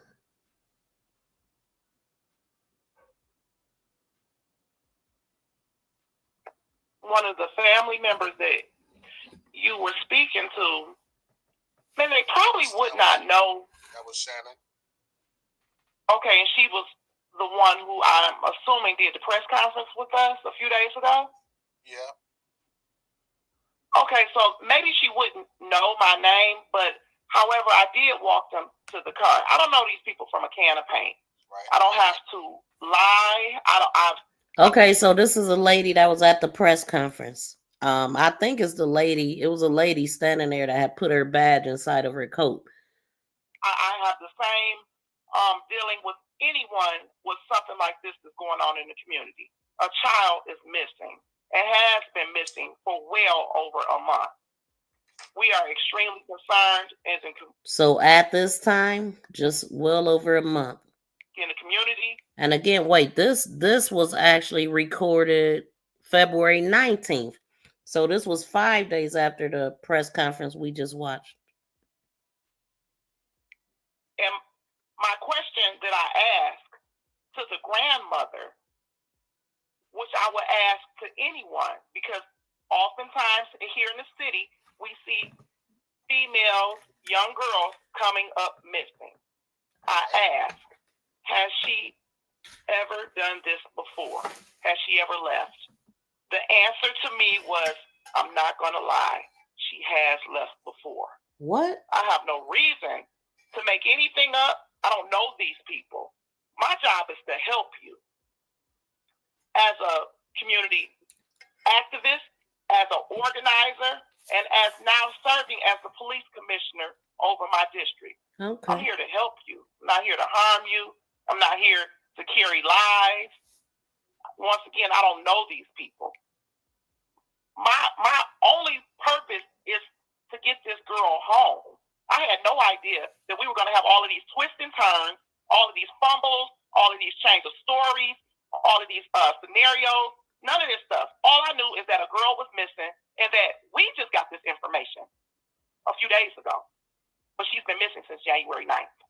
Right. Now, when I spoke with you earlier, I said I wasn't going to call in. I was just going to sit back and listen. You absolutely did. I was only going to listen. And I've been aware. I've been following this. I haven't been able to really sleep at night. I'm extremely concerned. I'm trying to mobilize for all of us to get out, to be able to look. But we don't even know where to look. She didn't run away before, though. I don't know. Now, this lady said that's what she was told, but in court, it came out because the judge spoke, and she said she has never done this before. Never. And the aunt said it also. So why did they say it at that time? And this woman just said she don't have no reason to lie. A needle in a haystack in a worldwide of I don't know where. I have no idea. Once again, I told you I picked up flyers today. I picked up 300 flyers that Crime Stoppers of Michigan printed for us to pass out in the community. But we need to know what community we're passing them out in. Right. So whoever is responsible for this girl being missing, whatever has happened. I mean, the heat has been turned all Welcome the way in, up. Buddha. Once again, we are very, very concerned in this community, and we're standing up because this is not to be tolerated. You cannot just dispose of children, run them away, or act as if you don't know anything. Friends don't know anything, family don't know anything, and she's disappeared in thin air. It doesn't work like that. Someone knows something, and someone will say something, and we will continue to turn the heat up until we flood you out and you speak up, because this cannot go on, and we won't tolerate it. Okay. So, immediately when she said that, when I asked her the question, does she have any kind of history of her leaving the house, and then I seen you comment, I'm like, yeah, she's probably going to end up having to call in, but wanting to call in to speak and let everybody know what you heard.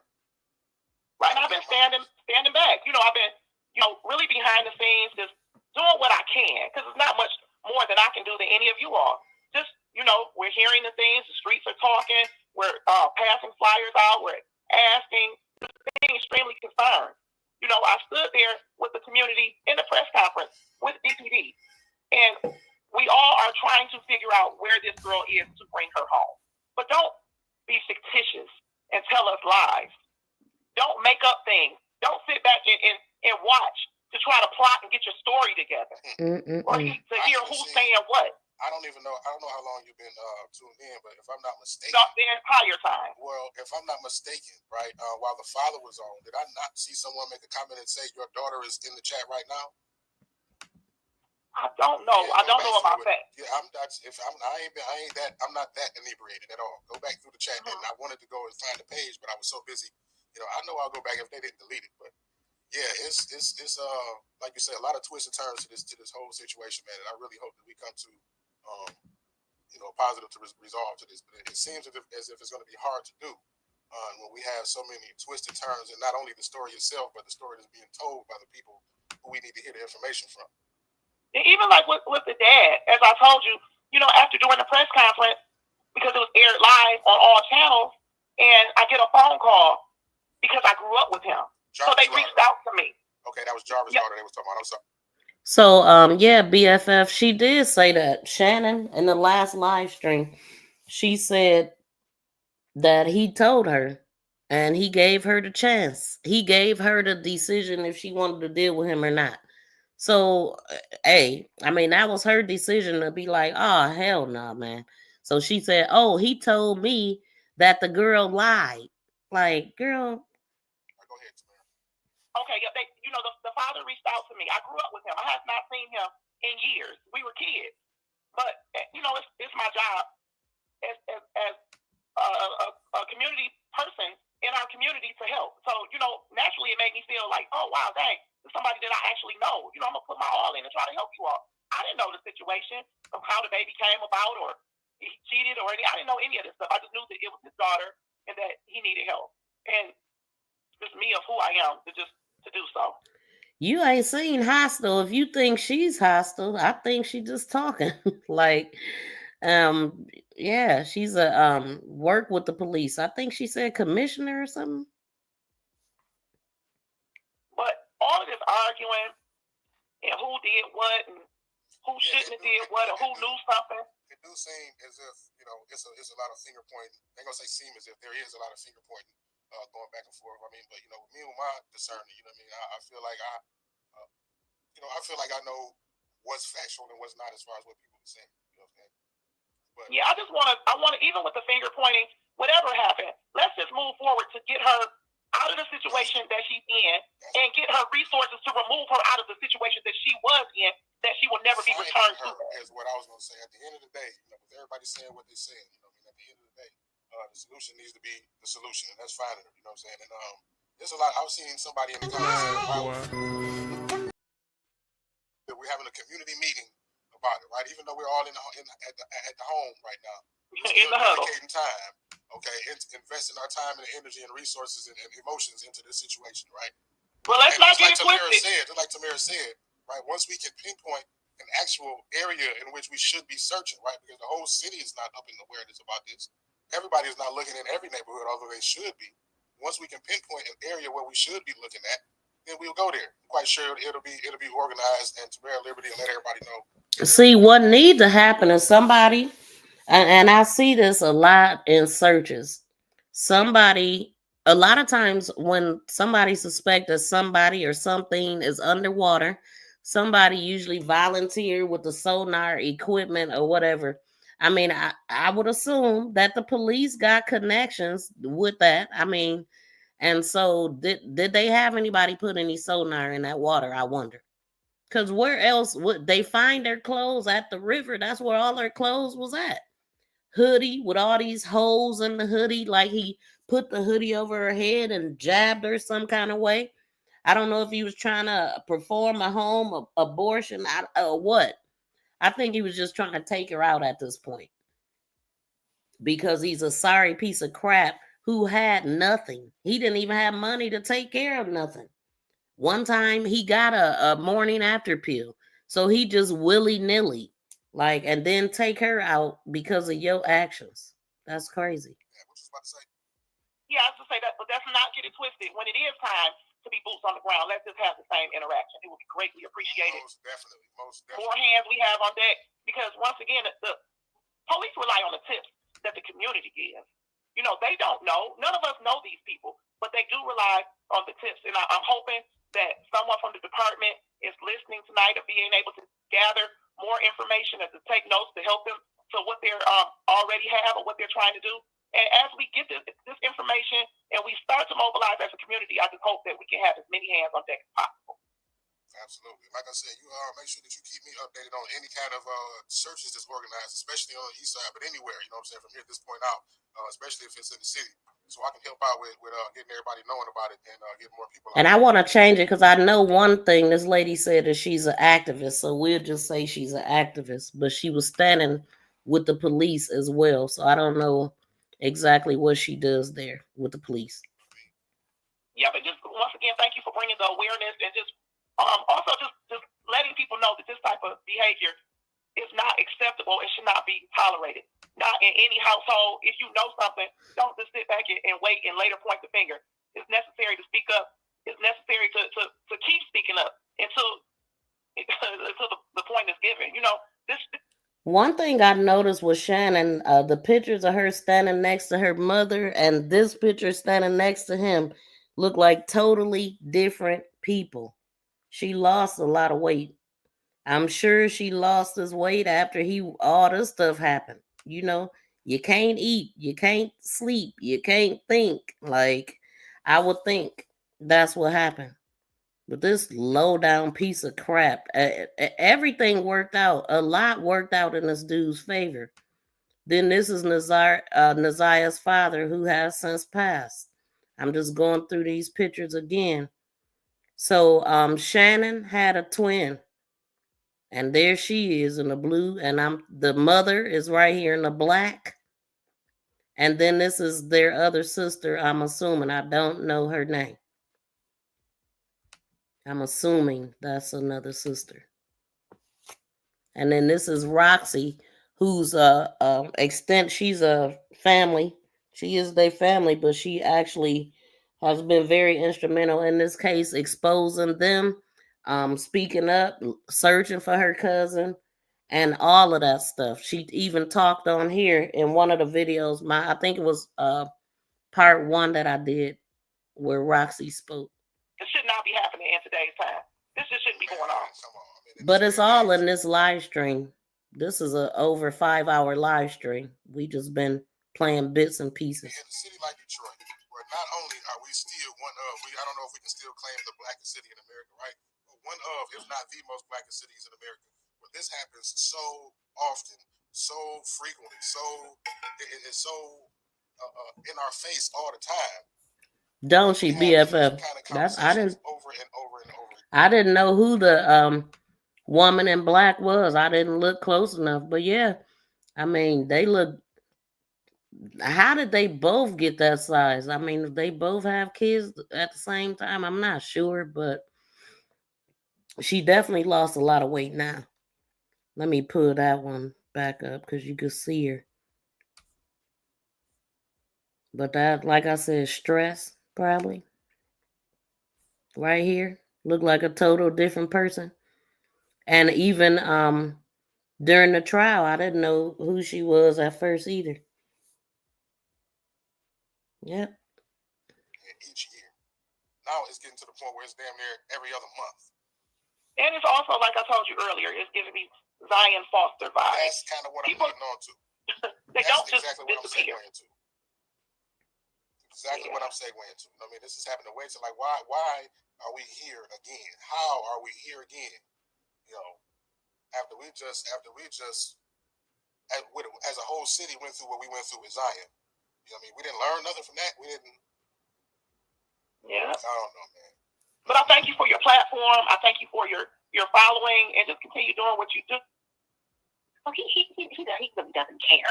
He just wants some attention, and I just pray that Naziah is brought home safely. I pray that she is still alive, because it's just not making sense. Why wouldn't you? I feel like if that was my niece, I'm banging on the doors myself. I'm not waiting for police about a motherfucking thing.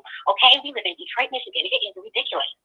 All right, so we're gonna clear up the phone line. I appreciate you calling and getting that off your chest, sister. Yep. You have a great day. You be blessed. All right, you too. Hey man, y'all are wild in the comments, okay? That's all I'm gonna say, man. I'm trying to keep my composure while reading this shit. Y'all are straight comedians. What's going on, caller? Who is this and where you calling from? It's Devin and Shan this time. Hello. Devin who? Devin, the one in the comments. With Shannon. Oh, okay. What you got to say, Devin? So, first of all, I want to say the article that say we're not looking. First of all, it's been days. We drove up and down this whole motherfucking city, all of Warren, this whole block, everywhere, knocking on doors. We can't look so motherfucking hard because we're not the police. Bitch, we can't kick doors in. What else? How hard are we supposed to look? It's been days we walked in the cold, knocking on doors, banging on doors, asking people, where is she at? Y'all are like, hello? And y'all talking about, y'all need to go look for the family, y'all need to go look for her, If somebody on live talking about your kid or your missing niece or your missing child or whatever, you would be here too, trying to clear your name up just like Shannon is. Hello? Like, what is going on? Instead of bitch that said she was going to be our ass, bitch, I would love to see you try. Bitch, I will drop the address right now. That ain't what we're doing here. That's not what we're doing here, but. And it's not what we're doing here, but that's what I have to say. That's what I have to say, because that's what she has to say, so that's what I'm going to say. And the one that keep getting on the phone that keep lying, we know you're lying. You said your voice. Her voice gives you anxiety. I was happy that call was over quick. And this guy right here, I knew he was gonna pop off. I could just hear it in the voice. Stop it. I don't know. Stop. Because we know everything. And to the one you said, the one Wait. When you say we know everything, what is the everything that y'all know? I'm gonna let Shan explain all of that because it's that Shan. I'm gonna finish what I'm Amen. Let me hold on. What was I about to say before you said it? And the Sarge that you said, nobody ever asked that question. Shan even said that. Nobody asked them that. They never said that. It's just, and it's Nana, like she said, Nana runs a tight ship. A tight ship. The only time I see Nana couldn't run a tight ship if stuff happening and she don't know what the hell going on. Tight ships, the leader of the head, the captain of the tight ship know everything coming, going, and everything that's thought about in they house and around them. those kids outside when they take that trash out. When they take that trash out. Doors locked by 8 o'clock. You said the only time you see the kids is when they take the trash out. And when they play in the backyard. Only time you see the kids is when they take the trash out when they play in the backyard. Yeah. Where are you in proximity of Exactly. That's what I want to know. What do he know? He didn't want to go there. Well, let me say this before you say that. No, tell us what you mean. Oh, I'm going to let Shannon explain that. Is Shannon going to come back up? Other than them taking the trash out and playing in the backyard. My best friend lives next door. So I be next door. And Nana lives next door to where I be at most of the time. Okay, when you say that you Himalaya, you might be doing way too much up in here, sir. Or ma'am. Wait, what the hell? Man, get up out of here. BFF, you see this? only see them when they take the trash out or play in the backyard. What is that saying? That they're always confined into the house? That they're always gone? That's not. No, that's what I'm just saying. What was the point of expounding on that? Is what I'm trying to. No. Y'all are saying. How am I supposed to? Hold on. It's a lot of people in my head. Look. Y'all are saying I've heard things like they're I know you didn't see that. Like, this dude came in here all the way out of line. Because usually I wouldn't even seen that. Yeah, I let you do the pleasures of, get him out of here. Get up out of here. Welcome to the block party, B.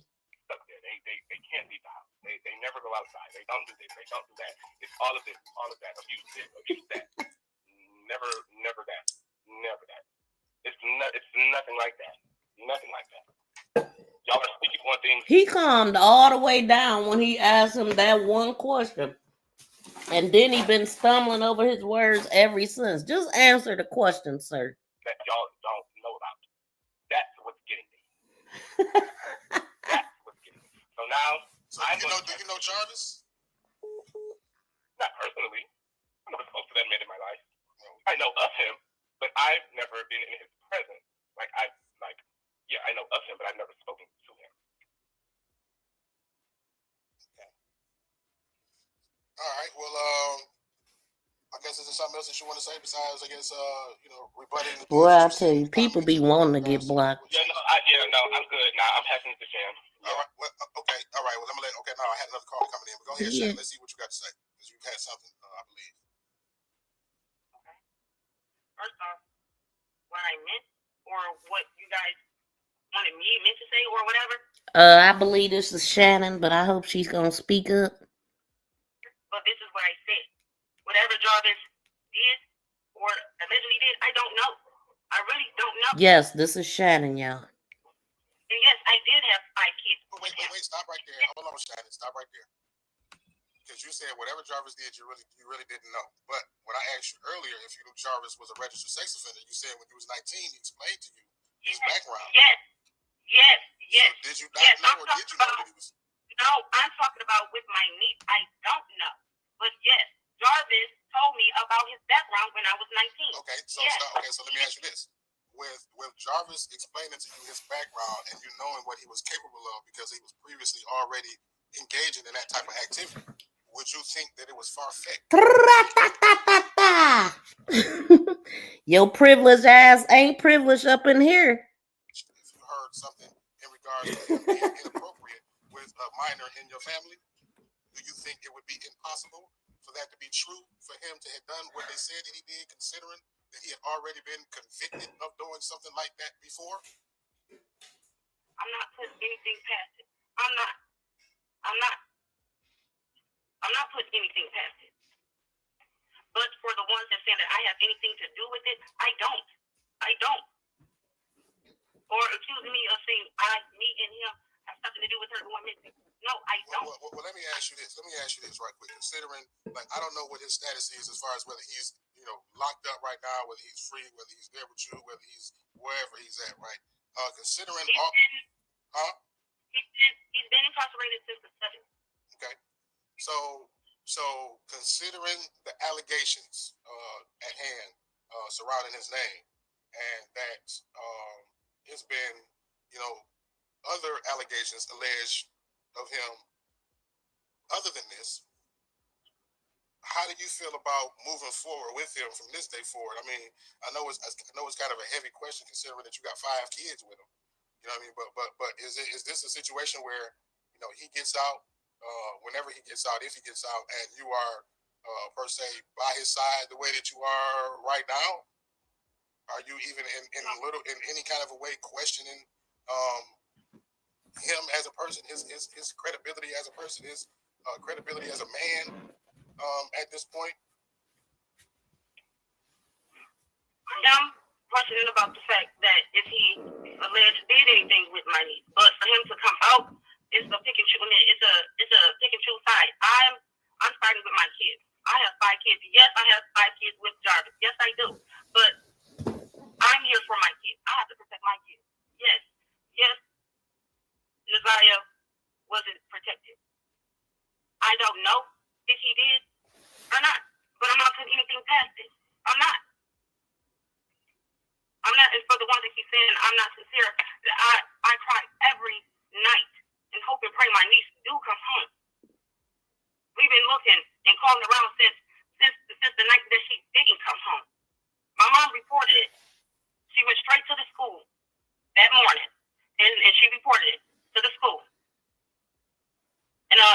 Now wait a minute though. Y'all hear what she's saying?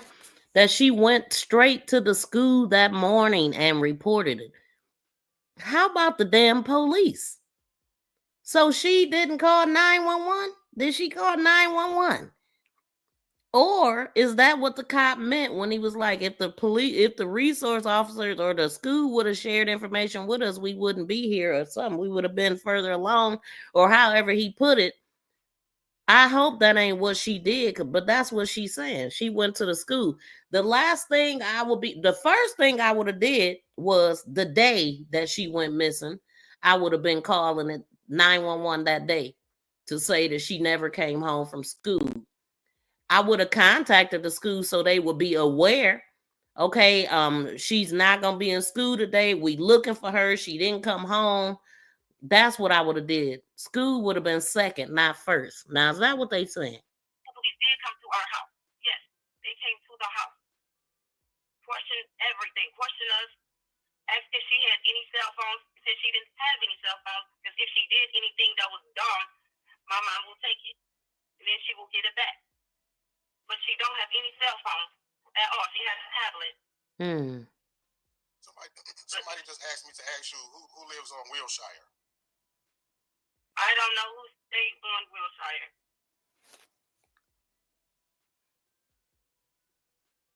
I don't know who stayed on Wilshire.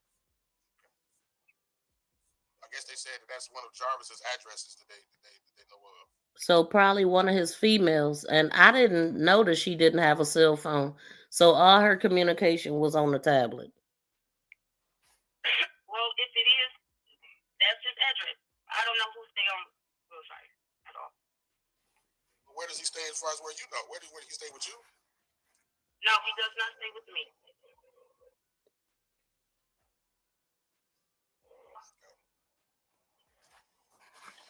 Well, yeah, I just, I mean, I'm just perplexed about that. I got so many questions in my mind. I don't know which way to go with it. You know what I'm saying? It's like I have questions, but I don't want nobody to feel no kind of way as far as like trying to do this in front of an audience type shit. But there's a lot of questions in my head as far as Ask. a lot of stuff, man. Like, but at the end of the day, the general point is this girl need to get home, man. This girl need to get home. This girl need to get home. Because, somebody got to know something, man. There's too many people pointing the fingers, too many people that's around this girl that know her regular routine, that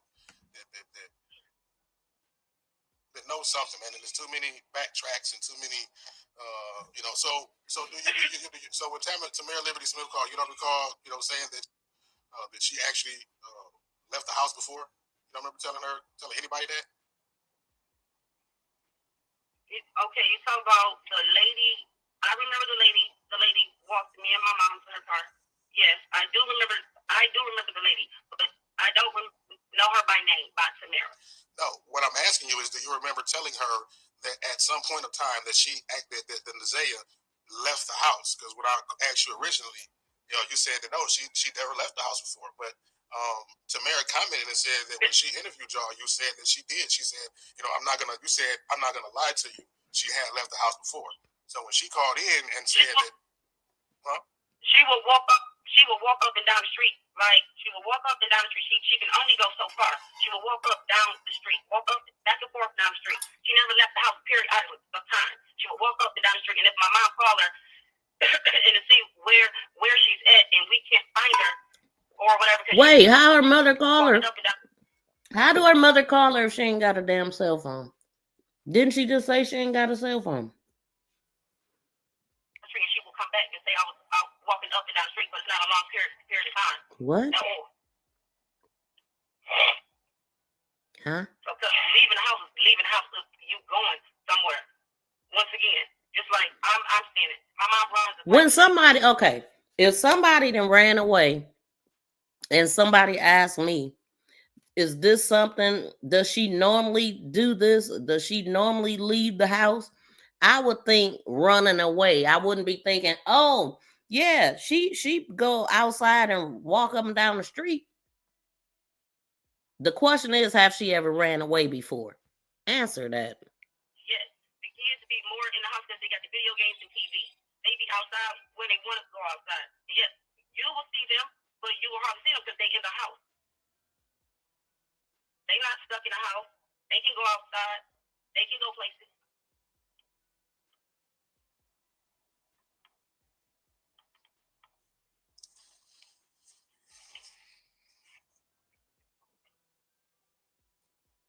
So wait, so is the dude that's there with you? Does he? What's his name? Dave? What was it? That was just on the line before you? Devin. So he stayed there with you? No.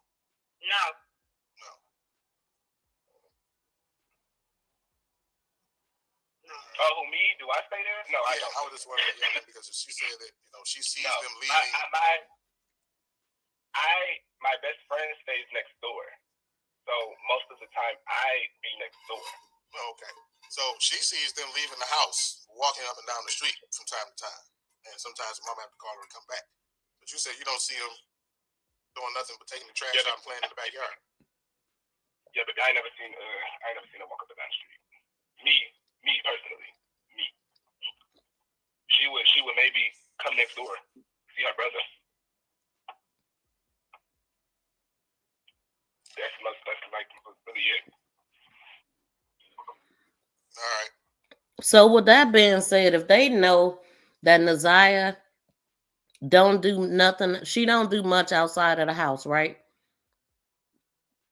She's not known to run away. She's not known to disappear. That lets you know that it was an inside job right there. Only the people who's allowed around her are the suspects.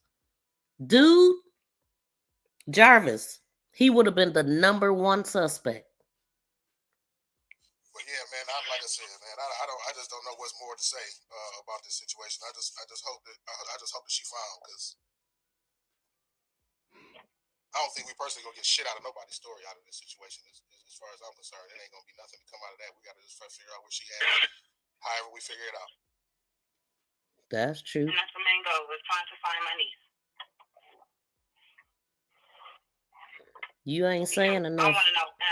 You ain't saying enough. You ain't brainstorming enough. And then the other part that just sticks out is when she said, I see what it is. You ain't got to explain nothing. When the cops was coming to get her tablet, she looked first. She charged it and she looked.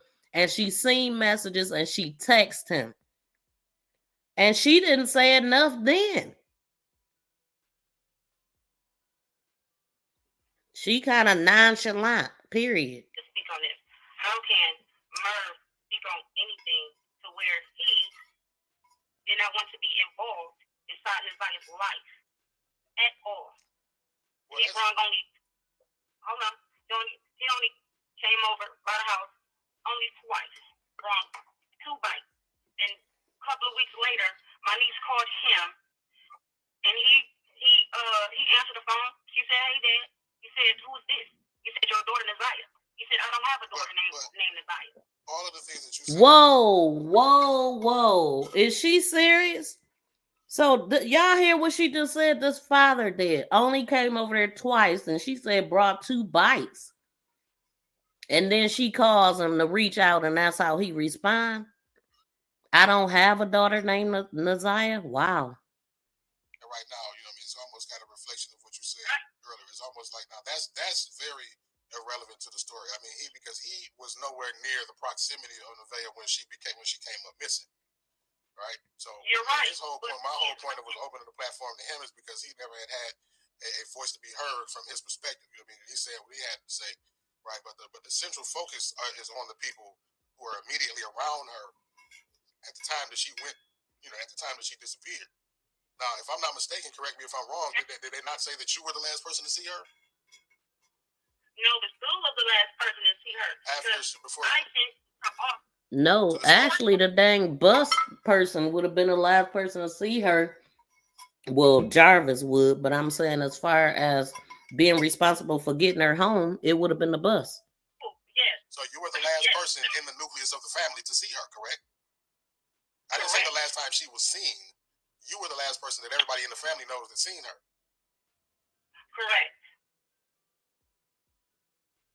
Right. So yeah, that's so bringing up her dad trying to be relevant and whatnot. I mean, he is relevant because he's her dad. You know what I mean? So he is not irrelevant, but at the same time, this was, like I said, his opportunity to speak and to be heard from people who wanted to hear his perspective and where he's been. Right? He's understandable. So understandable.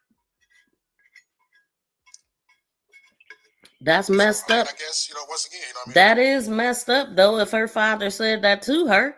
That didn't help her situation. I wish he would have let her just finish that part. I get what he's saying, but damn, I mean, they made a choice. It's messed up. They decided to give her to the grandmother and not be in her life. So why would he even come bringing bikes? If you wasn't going to be a part of her life, why would you even come and bring her anything? Oh, teach her how a man, girls learn about boys through their father and the treatment that they give. So what, father teaching her, oh, they just bring you gifts and don't do nothing else. Just bring your gifts and leave and disappear. Anything else you want to say, before we open the phone lines back up? I just hope and pray money come home. I hope and pray nothing happened to her. I want her home. And before she went to school, she was all jolly. She was happy. She texted my phone while she was in school. She had your phone when she was in school? No, she didn't have my phone. Oh, what did you just say? I said she texted me. It was from, she texted me from a computer, because they have computers in school. She texted me. And, "Hey, TT, what you doing?" I said, "Minding." She said, "What's Nana doing?" I said, "Nana minding." I said, "Do some work." She said, "We on break." And I said, "Okay." And that was the last time I heard from her. Wow, minding. So that's how you respond to her? The girl was only checking to see where they was at, I believe. She knew she was happy because she knew that she was about to meet with this dude. And she was in she was in love, allegedly, with him. She was a child that was being groomed. And he was teaching her to be a manipulator, all of the stuff that she was learning, all from him and from bad parenting, from what her surroundings showed her.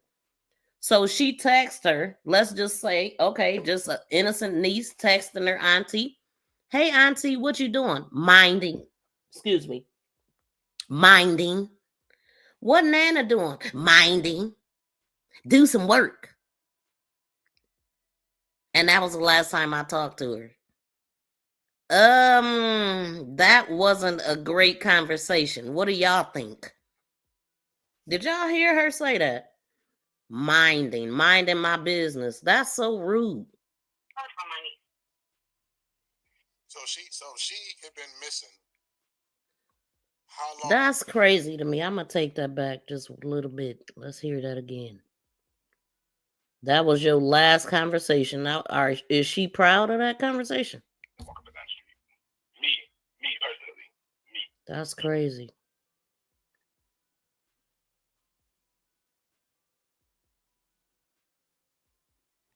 Perspective and where he been, right? He's been understandable. So understandable.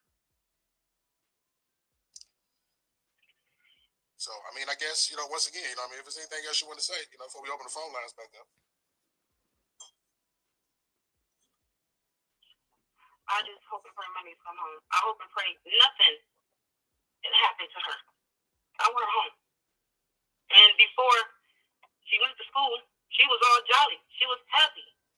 She touched my phone while she was in school. She had your phone when she was in school? No, she didn't have my phone. Oh, what did you just say? I said she texted me. It was a phone. She texted me from a computer because they have computers in school. She texted me. And hey, Pt, what you doing? I said, minding. You hear how she's saying it? She's not saying it nicely. I said minding.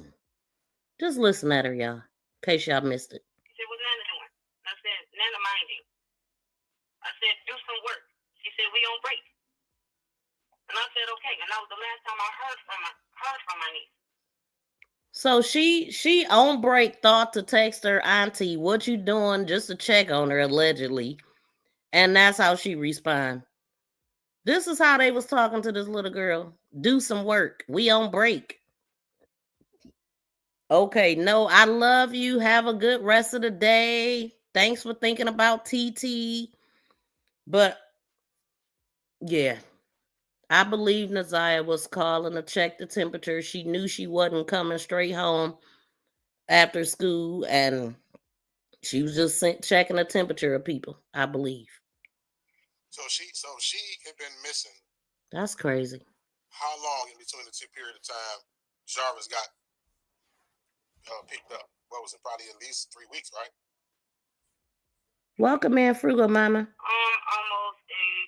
no love, yeah. It's like a month, but she went missing month and night. Welcome in, Spitfire. Tracy, who's the guy talking? Oh, the guy that's talking, his name is Mark DeAndre. He's been very instrumental in this case. He has a podcast. He's on Facebook, and he had a lot to do with bringing out a lot of information. He's from Detroit. He's searched abandoned homes. He actually was a person that found her shoe too. Him and Roxy. Let me play this video. Play a couple of them. Boy. I'm looking for a ring, baby, 'cause I'm gonna be your white nigga, and we're gonna have some pretty babies. Boy.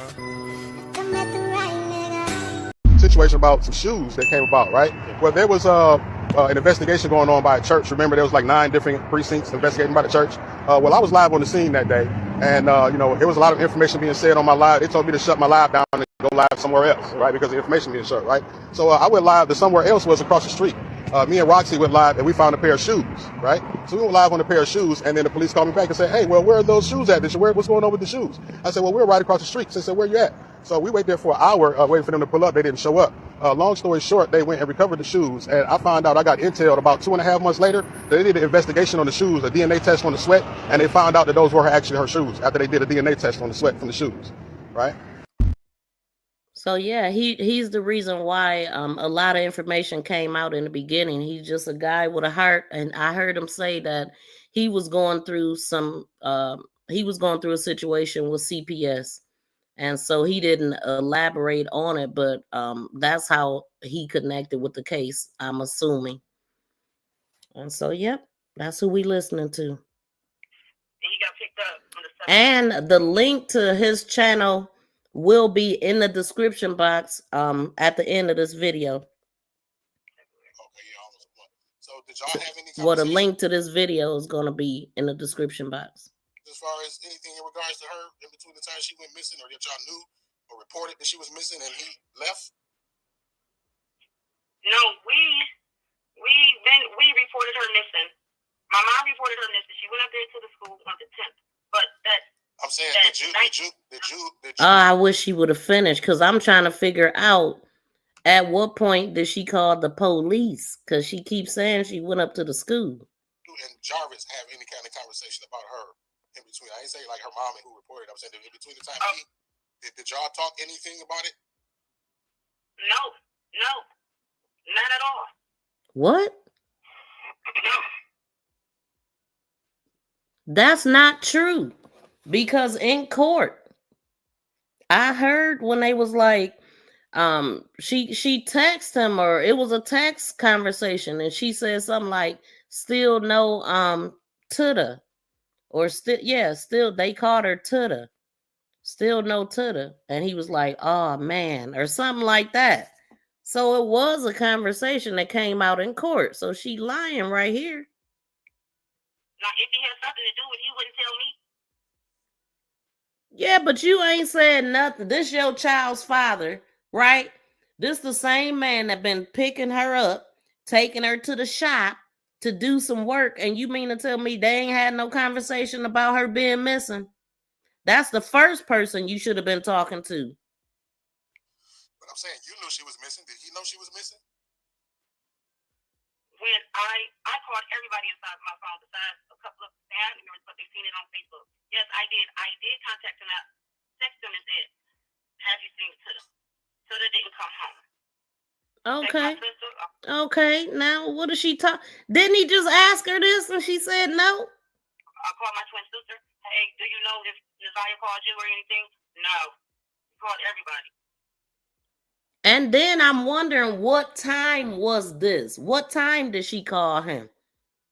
Because she was with him. Like, he was taking her. Y'all heard his sister testified that I seen Nazaria the day that she went missing. So he taking her around town with people. People seen her with him. What time did they call? What time did she ask? I'm curious. You told him that. What was his response? His response said no. He said he haven't seen her. Never seen her. What? And that's it. Girl, you didn't question it? The hell? Well, yeah, like I said, I'm gonna open up the phone lines, man, because he getting frustrated. See, that's the difference between a man and a woman, because I would have asked her what I wanted to ask her, why she up there. He want to say so much, but he's holding back. And he ain't feeling what she's saying, because he like rolling his eyes, looking up over his glasses and stuff. Like he know that her responses suck. Like, girl, it's like, you know how you want to believe something ain't true, and so you don't want to push for the truth to come out, type of thing. Like, girl, you know, like, you know your dude cheating, but you don't want to press it too much, but you seeing all the signs that he is. Like, oh, he just said no to that. He ain't say nothing else. Like, this the same dude that been picking her up. Supposed to be the closest person to her, if y'all letting him pick her up when she don't even go outside the house. But y'all trust this man enough to take her out of your sight, her and your daughter, and all he say is no. Come on. this is a long, that's crazy. Story and shit. Hopefully we can end it. You know what I'm saying? To get this closed and bring her home. That's all I'm hoping for, is to bring my niece home. You ain't talking enough. She don't want to talk about him, period. She don't. Well, that's irrelevant. The questions you asking, like the last video, it's irrelevant to finding my niece. What about now? Can you talk about it now? Okay. All right, for sure. That's crazy. So what do y'all think about that? What she just had to say? Because I'm definitely, let me see what y'all saying. Exactly, Spitfire. This is crazy. He is pissed. He's irritated. Yes, in a text, still no tutor. Girl, like, come on. Come on. Like, where? This dude didn't say nothing. He didn't act frantic. But that's why I'm curious to know what time was she texting him. Like, was this after? Because being that they never looked for her, you know, at what time did you get alarm? Was it nighttime by this time? Was he actually at the hotel with her at this time? Or had he disposed of her at the time? I'm just curious to know that. I probably have to listen to her testimony again to try to figure that part out. Oh, because as a matter of fact, when they was talking to her, when they were talking about text messages, I know they was telling the time and a date. So I'm gonna have to go back and listen to see what time did he text her? And how many conversations did they have after that? It was just like she didn't want to know. Come on, man. And she didn't even have a cell phone. Wow. I'm talking about, you just heard her say that she would even text her from the computers at school. They found communications with him there too.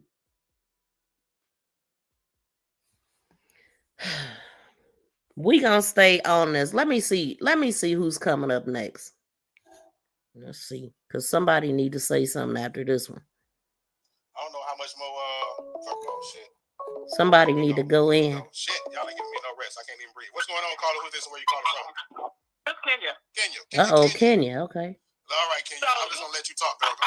Lord Jesus, so you mean to tell me Nazaya had a phone and nobody called her phone when she Wait, they said she didn't have a phone now. She had a tablet. Let's see. didn't show up at home? So she said Your mama didn't call. She texted from a computer. That's what she said.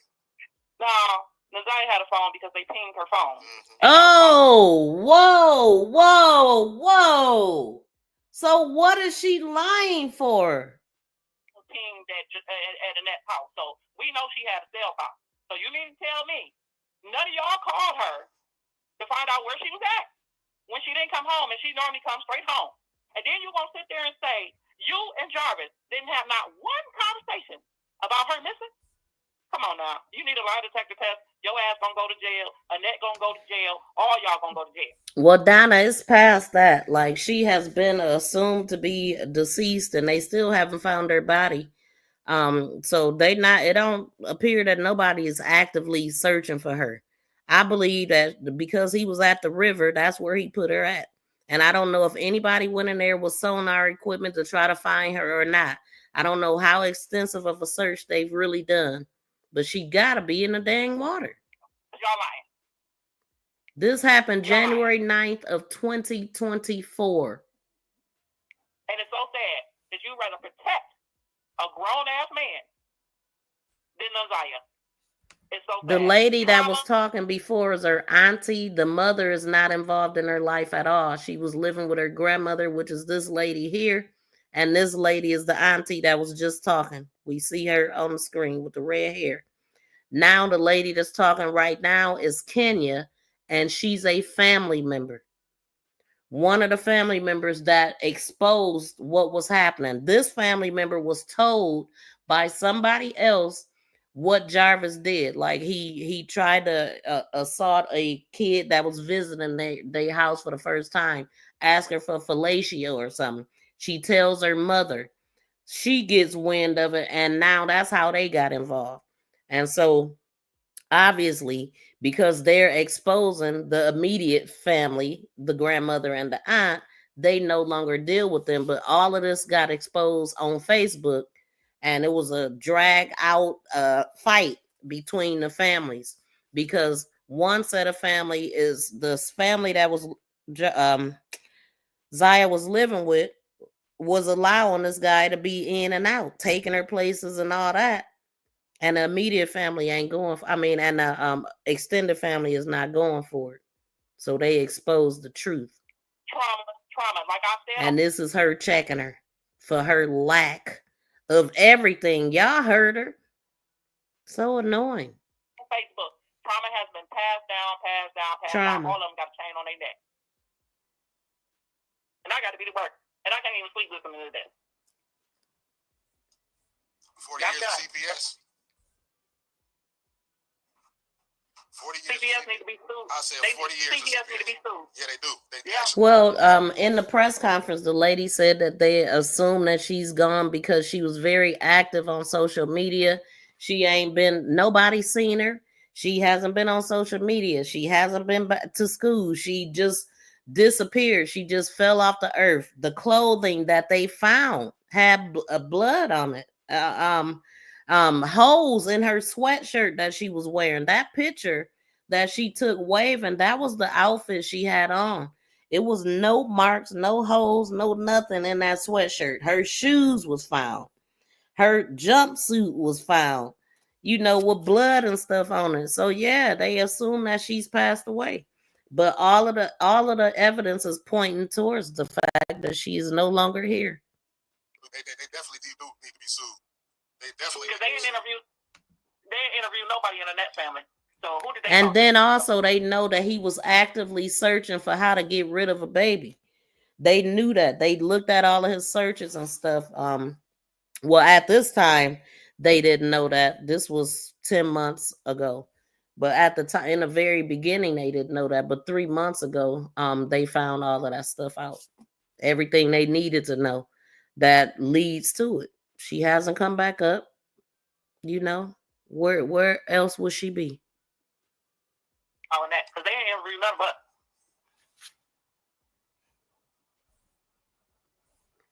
She sure did, BFF. Now that because I think I took a picture. Didn't she have a phone on one of these that I got going around? How's she gonna lie and say the girl didn't have a phone? Annette actually has 7 kids. She had one when she was very, very, very young. Oh, Annette. Annette has 7 kids. Annette is the grandmother. Y'all heard her say she had one when she was very, very, very young. That would have been, she got pregnant at the age of 11, the grandmother. So is she the one, was I getting the story mistaken and twisted when I said that Nevaeh's mother was the one who was 11 years old, found in the crack house pregnant, and it was actually her grandmother? Well, I don't know enough about them being found in the crack house, but I will say Annette experienced her trauma at a very young age, and I know that she had a child by the time she was 13, if I'm not mistaken. I heard 11. Yeah. One of the other cousins said 11. Roxy did. And then the Naziah's mother at 13. And the fact that everything alleged, though, I didn't hear them say it. The mother or the grandmother. I mean, the grandmother or the aunt.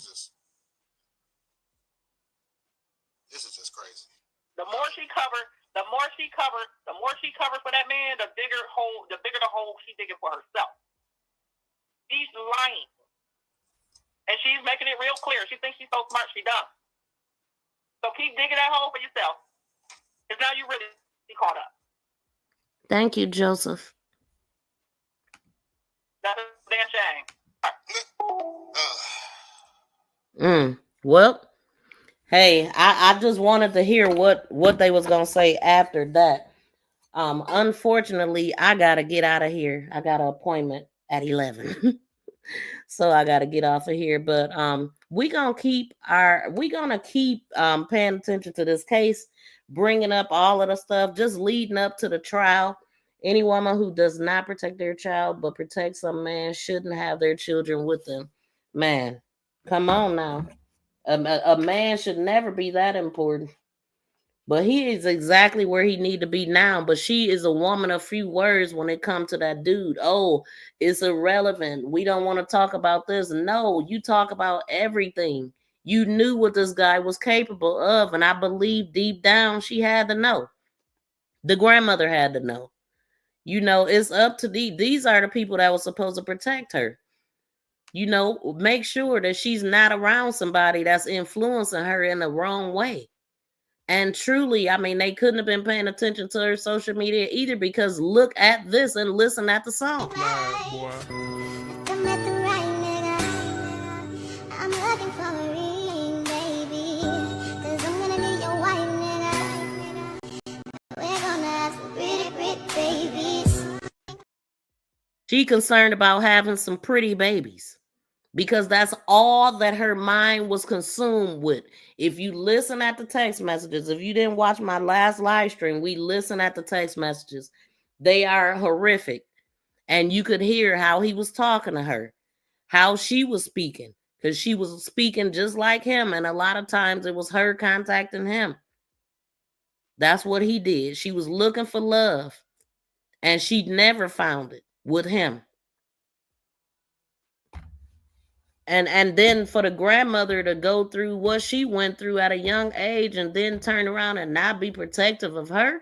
The last person that I would have had around my grandchildren was a damn man that did 10 years for assaulting a 13-year-old. For however many years he did that.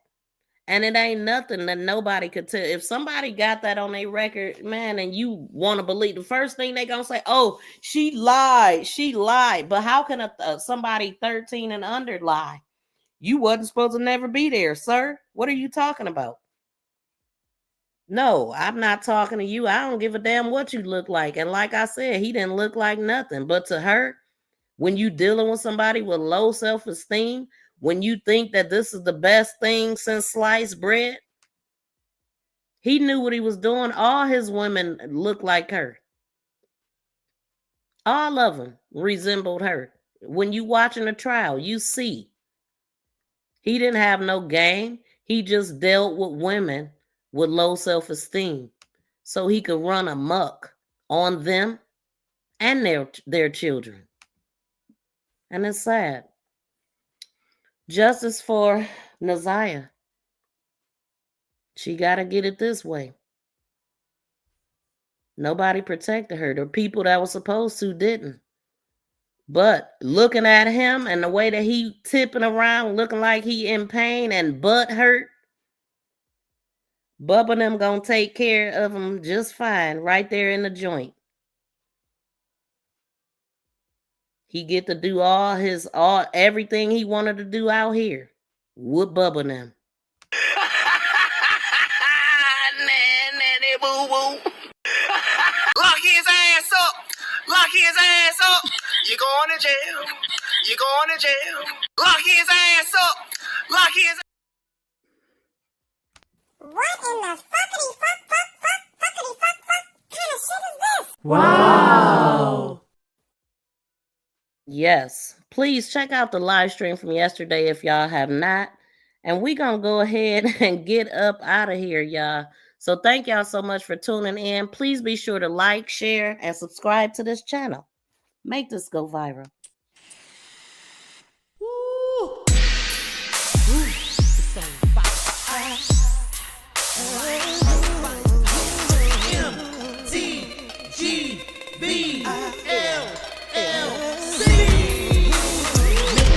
You have a great day too, Donna. Thank you. Please smack that thumbs up on the way out, y'all. Thank y'all all for tuning in. Shout out to my HMIC, head mod intern, BFF. Thank y'all for the 221 votes.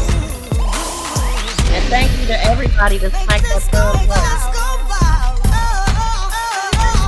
I should have 221 thumbs up, but I'm sure I don't. Shout out to Brown. Thank you so much, Brown.